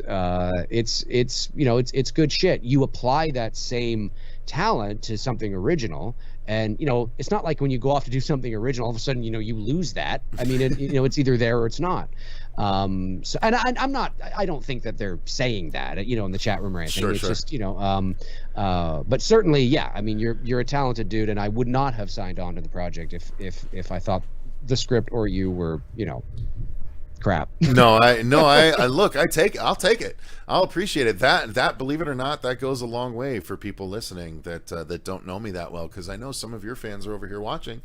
Yeah. And, you know, more's the better. Look, ultimately, I don't care who wins these episodes. As long as everyone's having fun and coming up with fun ideas, like, that's the whole point, right? Like, the competition aspect is just for, I don't know, maybe down the line I'll come up with a trophy or something for the person that wins the most of these. But honestly, this is just a good way to exercise your mind, your creativity. You know what I mean? Exactly. It's fun. It's just having fun. Like, we don't take this shit seriously. And that's the thing too, that when you've been doing YouTube a long time, you because again, I mean, I didn't start doing YouTube till just 4 years ago, I guess, on you know, the regular, and I've learned a lot doing it, and there's a lot of stuff that fans take very seriously, or think that you take it just as seriously as they do, but you don't.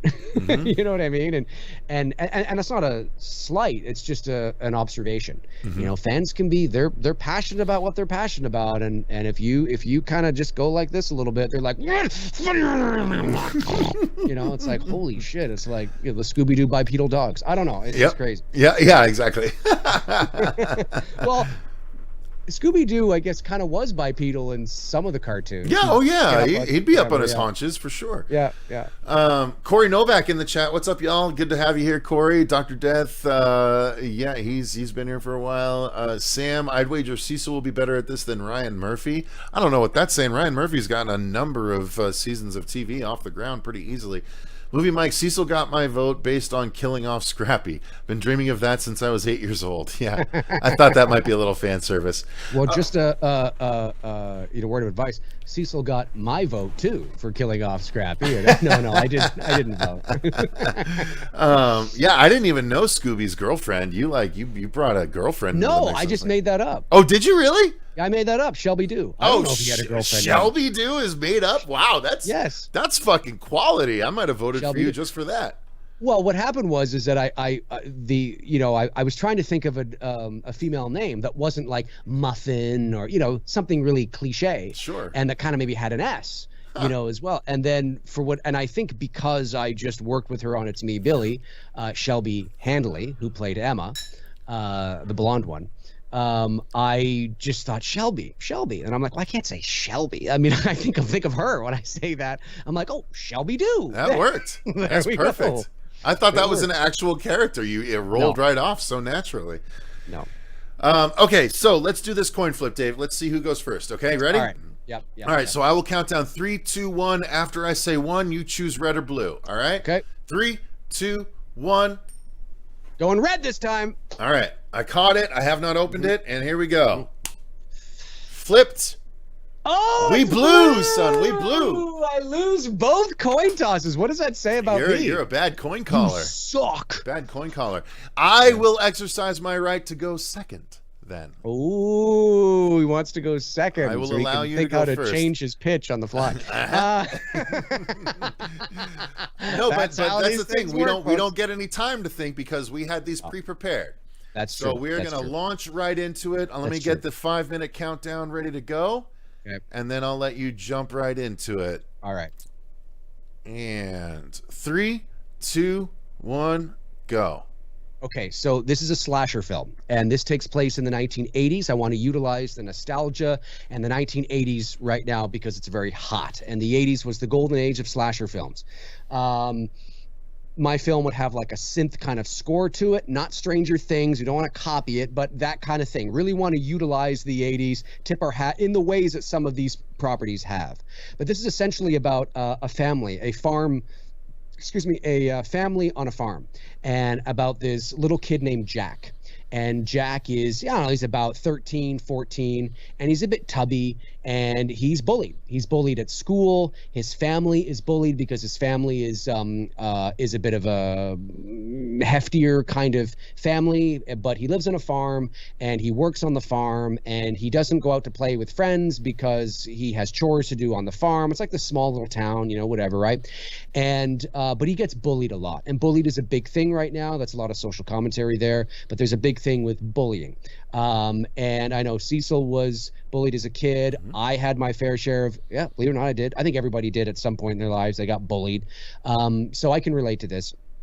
And what ends up happening is that the kids take it one step too far. Like they're doing stuff and it just gets progressively worse.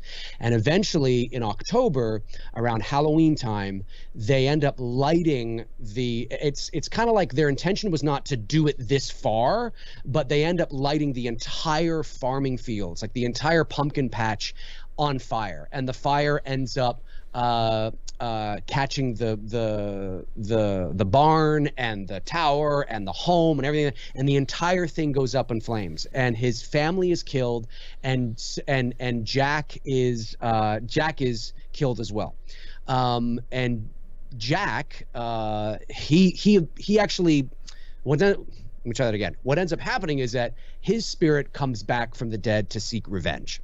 And because Jack had worked in the farm fields with the pumpkin patch and all that kind of stuff, he comes back as this, like, imagine this like pumpkin villain who's got a jack-o'-lantern as a head, and inside the jack-o'-lantern is fire, and there's this fire there, and he comes back to seek revenge on these kids.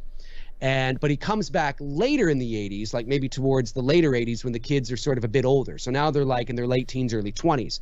And he comes back to seek revenge on them. And he fucking uses the tools that he had from the farm. Those are the tools that he's using to tear people up. So he's using fucking tractors out on the streets. He's using fucking pitchforks. He's using axes. He's using fucking farm equipment and shit. And then before you know it, he also has the capability of fucking, I don't know if this is the right term, but like breathing fire. Like the fire comes out of the head of the pumpkin and just like, it's like a blowtorch. It's like fucking like a flamethrower. And but he doesn't utilize that for most of the movie because I want it to be like a surprise where it's like, oh shit, I did not see that happening. You know what I mean? Where he just and he's able to light things on fire. And his name is Jack. The title of the movie is Jack. And, his last name, maybe it's O'Lantern, but I think that's a little too on the nose, but it's essentially, it's this revenge story about this slasher villain that is created from being bullied. And he seeks revenge on those that because it wasn't just him, it was the parents that made fun of his parents. It was the parents that made fun of him. This family was not, they were a good family, they were a well-meaning family, but they were overweight, or maybe the mom was a little slow or something or whatever. You know what I mean? It's just they got picked on. The family got fucking picked on, and they took it too far one night and they lit up everything. And Jack comes back from the dead to fucking get revenge. And he's utilizing, like I said, all these tools and shit, and he can chop off your head and stuff, and he walks around in like this, he's all like in black, you know what I mean? But he's got like this pumpkin head with this face is the jack-o'-lantern, the fire in there that's on flames, and he can fucking just, anyway, yeah, that's it, man. I mean, that's my idea. And he ends up winning in the end. Like he's the kind of slasher villain that you root for, because you feel empathy for him. So it's not a villain that you want to die. It's a slasher villain that you want to live. And he does that at the end of the movie. He survives, and he's standing there sort of in his burned down pumpkin patch or whatever, just, on fire. And he's got all sorts of, and who knows where that could go. I mean, you could take that into sequels. His powers could grow. All right. So there you go. Jack is Dave's idea. It's a good one. It's There's also Halloween There's a lot themed. You could go. Yeah, that's it. Yeah, it is. Yeah. So, all right. Okay, so mine is definitely a little bit different than that. Mine is, I guess I can't really pre-explain because that's a little cheaty. So let me get it going in just a minute here. All right, so I'm going to do mine. These pitches are fun because you get the basic idea out, and then you want to just kind of, like, there's so much room to develop all of these ideas that we have. Like, I have so many ideas of how you could take the story and all that, and where you could go with the character and stuff. And I'm hoping that people are going to dig on mine. Yours is definitely I feel like, based on hearing yours is going to be the more mainstream love. But that's where I targeted. But it's like your pitch with the dog, right? True. It's far more mainstream than mine. Mine was my idea with the girl in the town. You're and right. all that. It was very cerebral. You're right. Right. That's why I like that. I forget who it was, but they said sounds like A24 because that's what they do. I mean, they did Hereditary. You know what I mean? So it all depends on who it's gonna jive with, right? So I tried to come up with a slasher idea, but mine is a different take on a slasher idea. So let's get into it here. All right, 5, 4. Hang on, sorry, I got the hiccups coming on. Oh boy, excuse me, guys. Whoa, that wasn't a hiccup. Fake burps. He just wants more time to think. Fake burps. Shut up! I'm drinking alcohol. Oh, it's so good. Oh, so thirsty. From my Venom cup, no less. Right. Okay, let's get into it. So, all right, 3, 2. I love the little burp.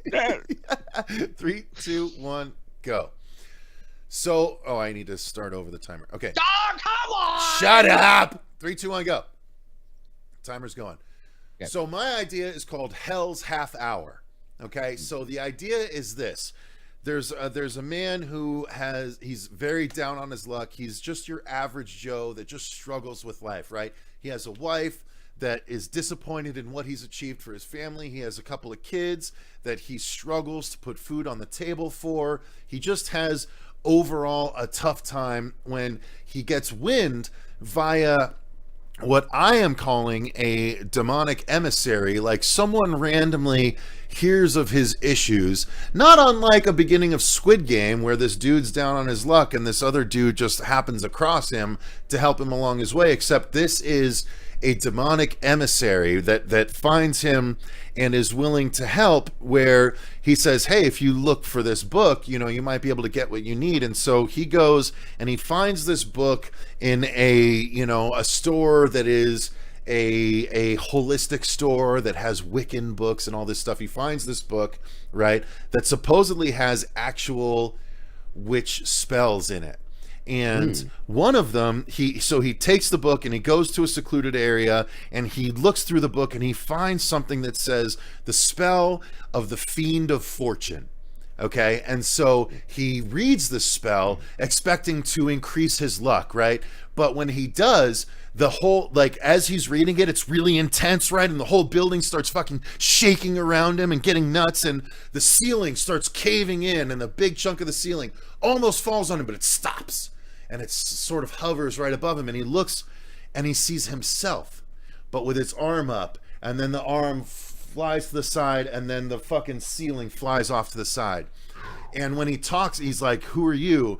And this himself has this real demonic guttural voice and says, I don't, again, there's some gaps that I haven't filled in yet, but he says, I am the Fiend of Fortune. And he's like, I didn't call for a demon. I wanted to improve my luck. And he says, I am one and the same. And I want to go for almost a Cenobite kind of feel where this demon shows up in his own flesh. And he's like, and he says, I'll offer you a deal. I will improve your luck in every aspect of your life that I improve. You give me 30 minutes in your body. So hell's half hour, right? So for everything that helps him, hell gets to spend a half hour in his body to do whatever it wants. And so he agrees, right? Or no, he doesn't agree at first, right? He's like, no, I'm not going to do that. I don't want a demon involved in my life. He goes back to his life, and it still presses down on him. His life is just a mess. And so he's like, fuck it, I'm going to do it. And so he goes and he makes the agreement with the demon. And so every aspect of his life starts to get a little better. And then when he goes to sleep, that's when the slasher story begins. It's him, right? But it's the demon in his body, and he starts stalking, and that's where the slasher aspects come in.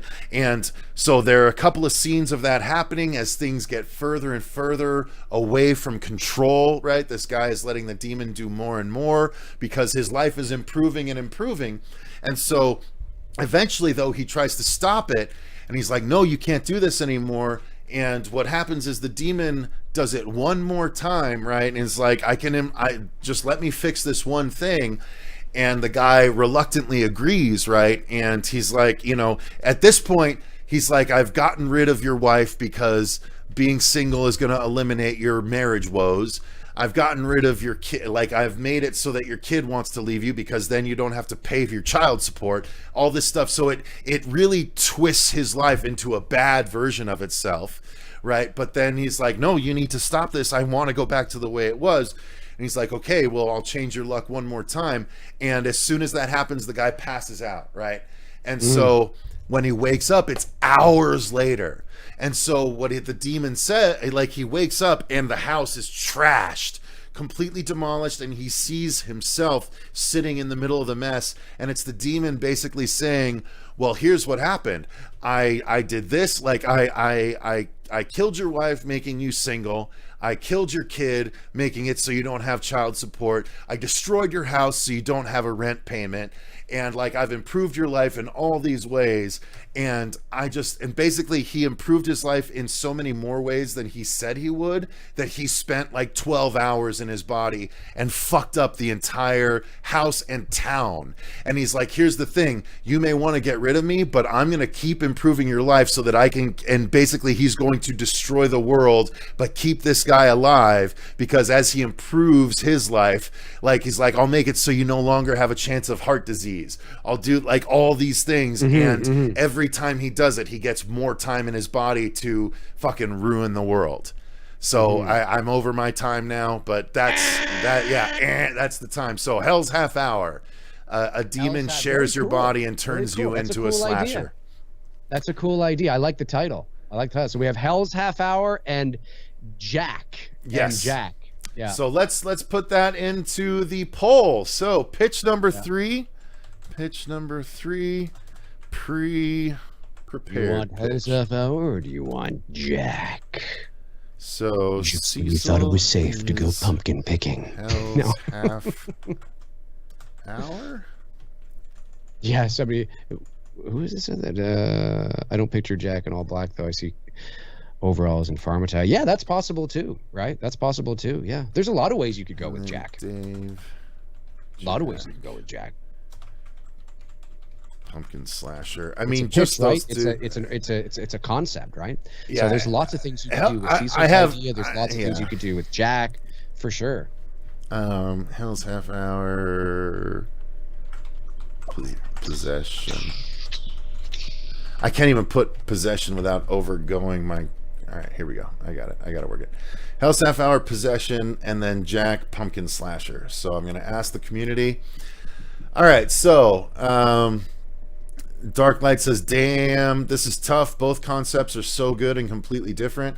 That's a pretty damn good idea, says Corey Novak. Yep. Good pitches, guys, says Robert. Hell's Half Hour or the Pumpkinhead reboot. Yeah, and I was like, yours is almost like, what if Jack the Pumpkin King went bad from fucking Nightmare Before Christmas, kind of. Yeah, well, kind of, I guess, but not quite like that. Not like quite. I mean, it's a dude. And He's grounded in reality. Like, there's a bit of a supernatural thing to mine too. Like, That's the I thing. like how yours has that vibe, because with mine, like, it's a slasher, but then there's that moment in the movie that you're not expecting, where all of a sudden the fire that's in his pumpkin, which is like the candle, you know what I mean, or whatever. It's not necessarily a candle, but there's like a flame. All of a sudden, like comes shooting out and like lighting people up, and it's like, wow. He's almost like Scorpion. It's right? next level. Yeah, it's like next level, and it's like, wow, this guy's fucking. He's got that ability. You know what I mean? Yeah. Yeah. No, and I just wanted mine to be like, you just got fucking tricked into becoming a slasher. Like That's supernaturally tricked into becoming a slasher. So this guy, you know, he is a slasher. He doesn't want to be a slasher. So I thought it was a fun sort of thing. But like, yeah, completely different. Both very valid ideas. Completely different for valid for different reasons. So I'm down to hear what everybody likes a good. Yeah, I like your idea too. It's good. It's good. I like the cerebral side of it. I like that it's smart, it's mature, it's different. You know, you're right. Mine's more. Mine's probably yours is way friendly. closer to like a Halloween, Friday the 13th, Nightmare on Elm Street, Child's Play kind of thing. Because that's the thing. When I was thinking of it, and you backed me up on this, Dave. When I was thinking about it earlier today, too, right? I was thinking like, when I think of a slasher, like, what do I need? And I thought about it. I was like, Michael Myers. I was like, Freddy, Chucky. Everyone, all the best slashers have a supernatural element to them. I was thinking for like a half hour before I arrived to that point, and I was like, oh, well, I need to incorporate that. And so that's where I got to the supernatural idea of like the demon and all this stuff. You got to the supernatural aspect. It's someone needs to be wronged and come back to be a slasher. And again, Dave, you know the slasher idea I could have brought up, my slasher idea that fits phenomenally. But it's a little unfair because you've had so much time to develop it. Exactly, which is why I didn't go that way. I literally developed Jack like this afternoon. No, and you did a great job with it. Honestly, you said yours, and I was like, fuck, that's going to be hard to beat because it's a very not only is it Halloween themed with the pumpkin, but it's much more strictly slasher than mine is. Mine is definitely a different take on a slasher genre. Mine is like demonic possession mixed with slasher genre. No, it's not Pumpkinhead, Dr. Death. It's not Pumpkinhead. Don't be mistaken. It's definitely not Pumpkinhead. No, true. Very, very, very different. Although he does have a point. It does make you remember that, whereas mine doesn't make you remember anything else. For sure. So, you know. For sure. Yep, for sure. Oh, I'm taking it wherever I can get it. Yeah, no, for sure. No, but he's not. But that's a good point. That's a good point. Like, Jason kind of reminded people of Michael. I'm just saying, it's just, one of those things. One of those things. I like this. So I have two different people. Sam says Hell's Half Hour sounds like a great limited series for Shudder. Movie Mike says Hell's Half Hour almost sounds like something that could be a series. The demon makes a deal with different people and quote unquote improves their lives. Agreed. Yeah. I agree. I think that'd be great. Movie Mike says both concepts also have room for sequels as well. Absolutely. Mm-hmm. Yeah, because I didn't want, like, I would want to position Jack as almost the anti-hero in some ways. You know what I mean? And I don't think you could get like a massive series out of Jack, like a 5-6 movie run, but certainly you could probably do a sequel. You could get at least 3. You could get a trilogy out of Jack. Yeah, for sure. For sure you could. Yeah. For sure you could. And maybe he changes his clothes. Maybe he changes pumpkins. Like, fuck, maybe the sequel, he's got a different he's got a different shaped pumpkin on his head because the other one rotted or something. I don't fucking know. I feel like there's a lot of different things you could do. I feel like that would be best. Again, just the whole point of this is to identify good ideas and expand on them. So I feel like in the sequel, it would have to be like Blood of Vengeance would resurrect Jack, right? If someone's wronged and their blood falls on the pumpkin that belonged to Jack in this little town, then Jack would come back and kill the people that caused the blood from that person, right? I feel like that's the kind of thing that would come from it. Yeah. I love both, but I feel like Cecil's might work better as a TV show with a different person being a slasher every year. Yeah, I mean, I guess I went for a more TV series style idea, but yeah, I agree. Like, honestly, guys, when I heard Dave's idea, I don't disagree that his is probably a better straight up slasher idea, because so here's the fun thing. I can let you guys in on some of my thought process. I thought of a family of slashers that rolls into a new town, and then each family member gets to kill one person before they move on to a new town. But what happens if they bring their youngest in to make his first kill, but he botches it, and so the whole family is stuck killing more people than they want to help him get away with it, and it gets them way closer to getting caught than they ever have before. Like, I was thinking about that. I was thinking about, what if there was a like yours. Yeah. Yours, I'm still in the middle of watching Midnight Mass. Oh yeah. And I've only watched the first 3 episodes, so no spoilers, anybody. But yours sounds like it would be a great miniseries, like a 6-7 episode. I mean, it could be a movie too. I mean, you absolutely could adapt it for a film. But I understand what the viewers are saying in terms of, like, I could definitely see that. I agree. It's I think sure. I think I didn't hone in on slasher as much as I should have. I was struggling, dude. I was thinking of ideas for like an hour and a half pacing in my backyard earlier today, like coming up with a slasher idea. And then I was literally pacing because like I have a spreadsheet, or I have a Word document of 50 plus different ideas that I have. Amazing. And I didn't want to touch on any of them. I'm like, I can't do that. I can't do that. Like, I had 4 or 5 that were slasher ideas I could have done. I'm like, I don't want to do that. I don't want to do anything I pre-thought about. So I came up with something. I was like, it's kind of, like yours was like so much more straightforward a slasher. I would have voted for you. But do you know, you did. No. I did, pretty much. Do you know what made me think of Jack? I was, it's this pumpkin here. Yeah. Right. And then I started to think of like the Headless Horseman. And then I started to think of like, I didn't even think of Pumpkinhead, and I understand the parallels, but I wasn't even thinking of him. I was looking at this and I was like, like it's a head, and I was like, I wonder if that could be a head on, like, and then I thought of Ghost Rider, right? How he's got like a flame and a skull, and I was like, I wonder if that, like, imagine a flame inside, so the pumpkin's not on fire, but he's on fire inside, and then he's got the ability to shoot that fire out. And then I was like, I wonder where that's, and then of course you need, well, who is this character and why, and then like you said, there's usually always a wronged person, like, or what have you, right? Look at Jason Voorhees, So what would make the most sense is if he could breathe fire, like it would be hellfire on people that have truly done wrong, that deserve the fires of hell, right? That aren't mistook. Like, you could even play that for a moment. Like, he tries to burn someone, but nothing comes out because the person hasn't actually done anything to deserve the fires of hell. You could totally do that. And like the first film, obviously, if this was a trilogy, the first film would be all about sort of, that seeking revenge on the people that bullied him, the families that bullied his family, to get, revenge on them. But once they're all taken care of and Jack's left alone, where does he go, right? Does he go back to the spirit world? Does he mesh into the vines of the, I don't know yet. I haven't thought that far.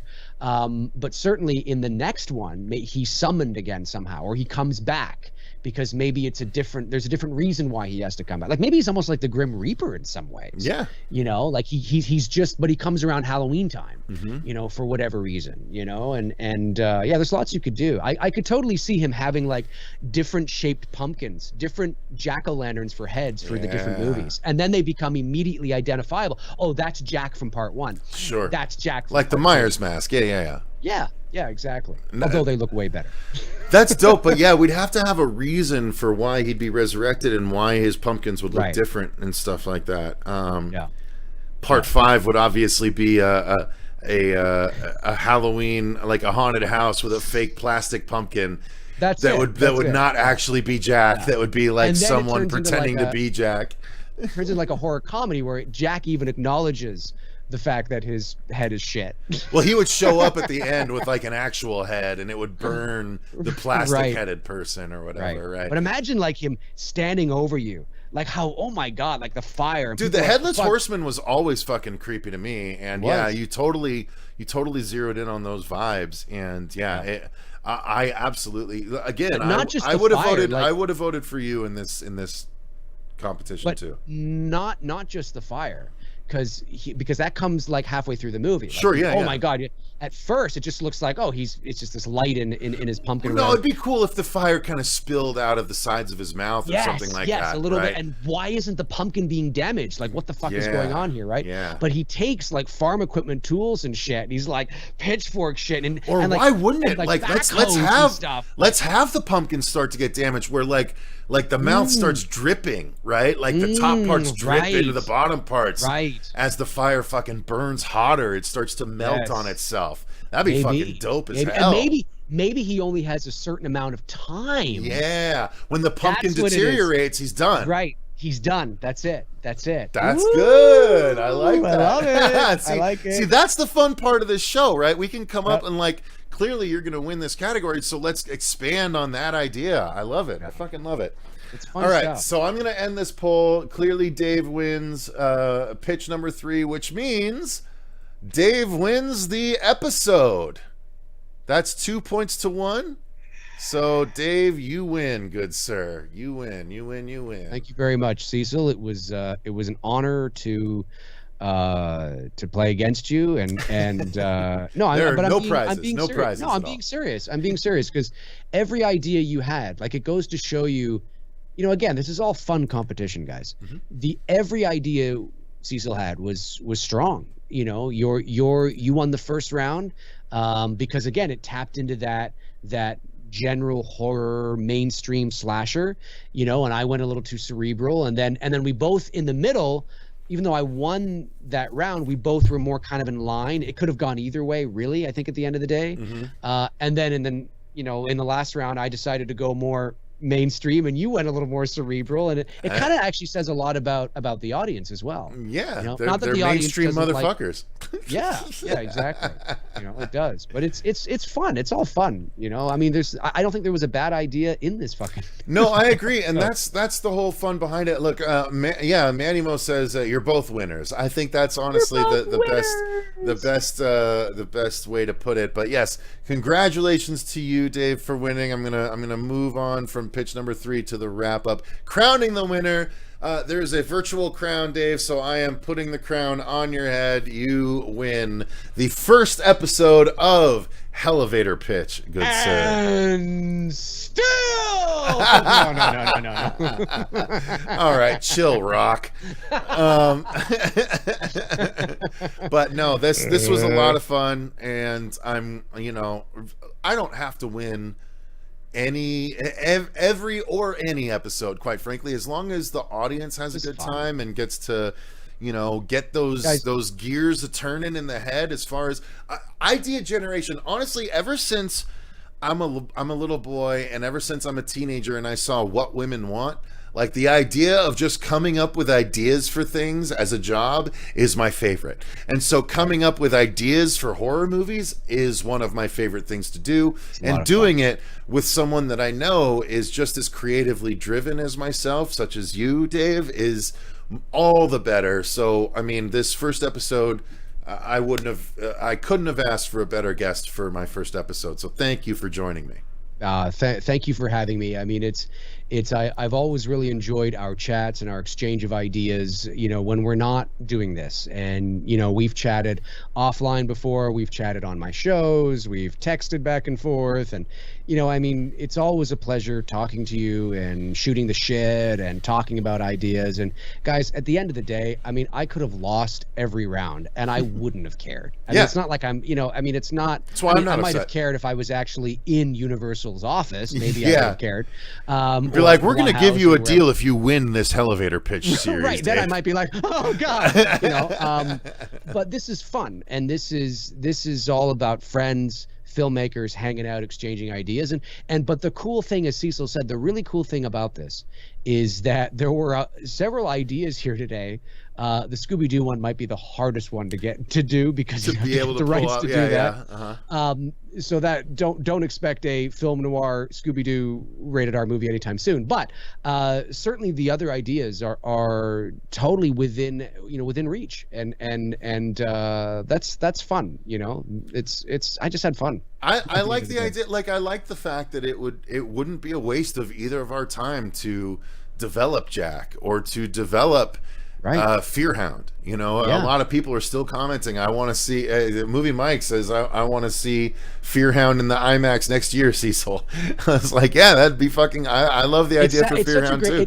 It almost has, and correct me if I'm wrong, because I know there isn't this element to Candyman, but it almost has like a Candyman feel to it. Am I wrong on that? No. I mean, why couldn't it? The demonic dog that's could be of legend or whatever that seeks vengeance. Like, all I know is it's a very Halloween idea. It's a very. I was talking about.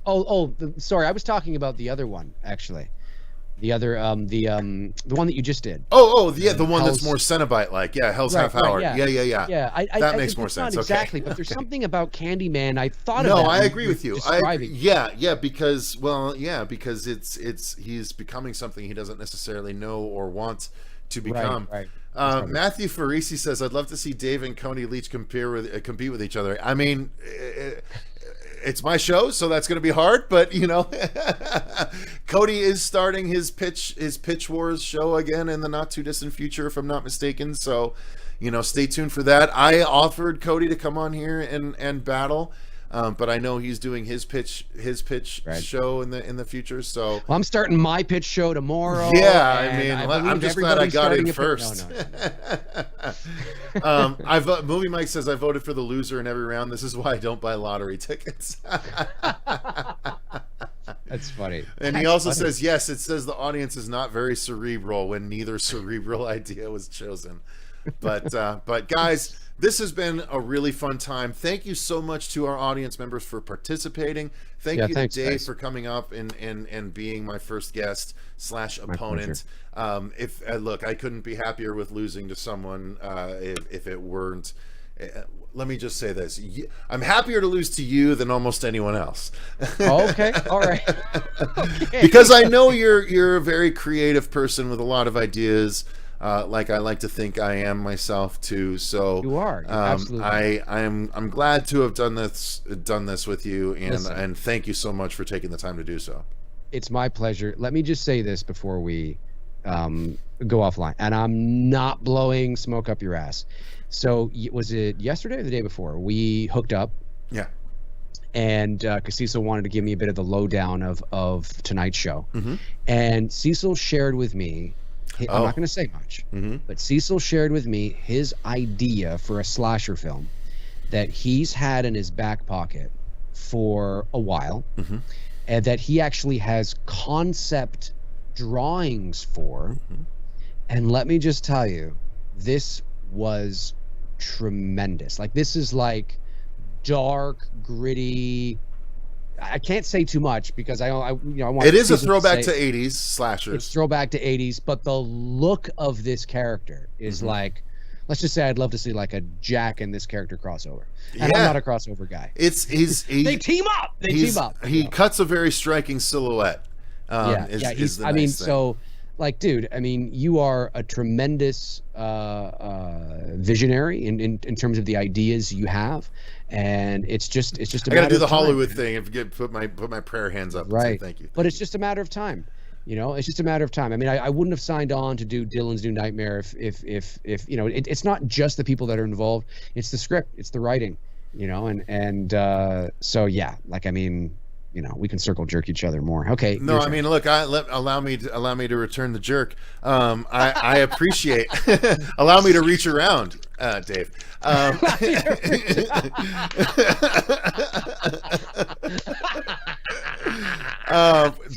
Dylan's New Nightmare would not be the film it's going to be were it not for your involvement. Like, I would have so much less confidence in all.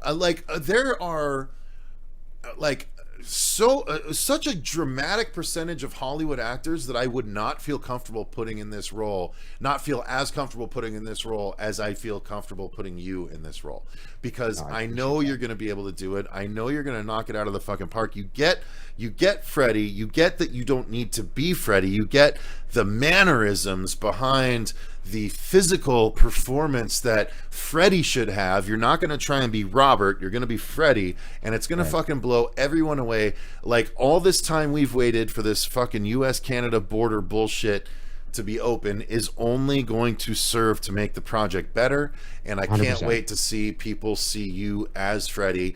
And again, knowing your creative mind, having seen It's Me Billy, having, you know, talked to you behind the scenes ahead of it and all that good stuff, like, I have nothing but the highest expectations for our project, and I am not worried about it because I know the talent we have involved. I appreciate you that. not being the least of which of that talent. So yeah, well, I'm excited for it, man. I'm excited to get to work on it, and yeah, I mean, what are we gonna, you know, what else is there to say, man? We're gonna bring Freddy back. We're gonna bring Freddy back just as we brought Billy back, and of course Vince with Jason. Indeed. So again, reminding everyone, November's Hellevator pitch will be me versus Vince DeSanti, Vince himself, just having been brought up. December will be me versus Barry from Wolfman's Got Nards out of Scotland. Then January will likely be Chauncey K. Robinson, and February we'll see where we go from there. I want to have Lindsay from My Two Cents of Nonsense. I want to have Sam Glass, our constant contributor, on here. And February being Black History Month, maybe that's a good time to have Sam in to discuss Black History and stuff like that. A pitch along those lines.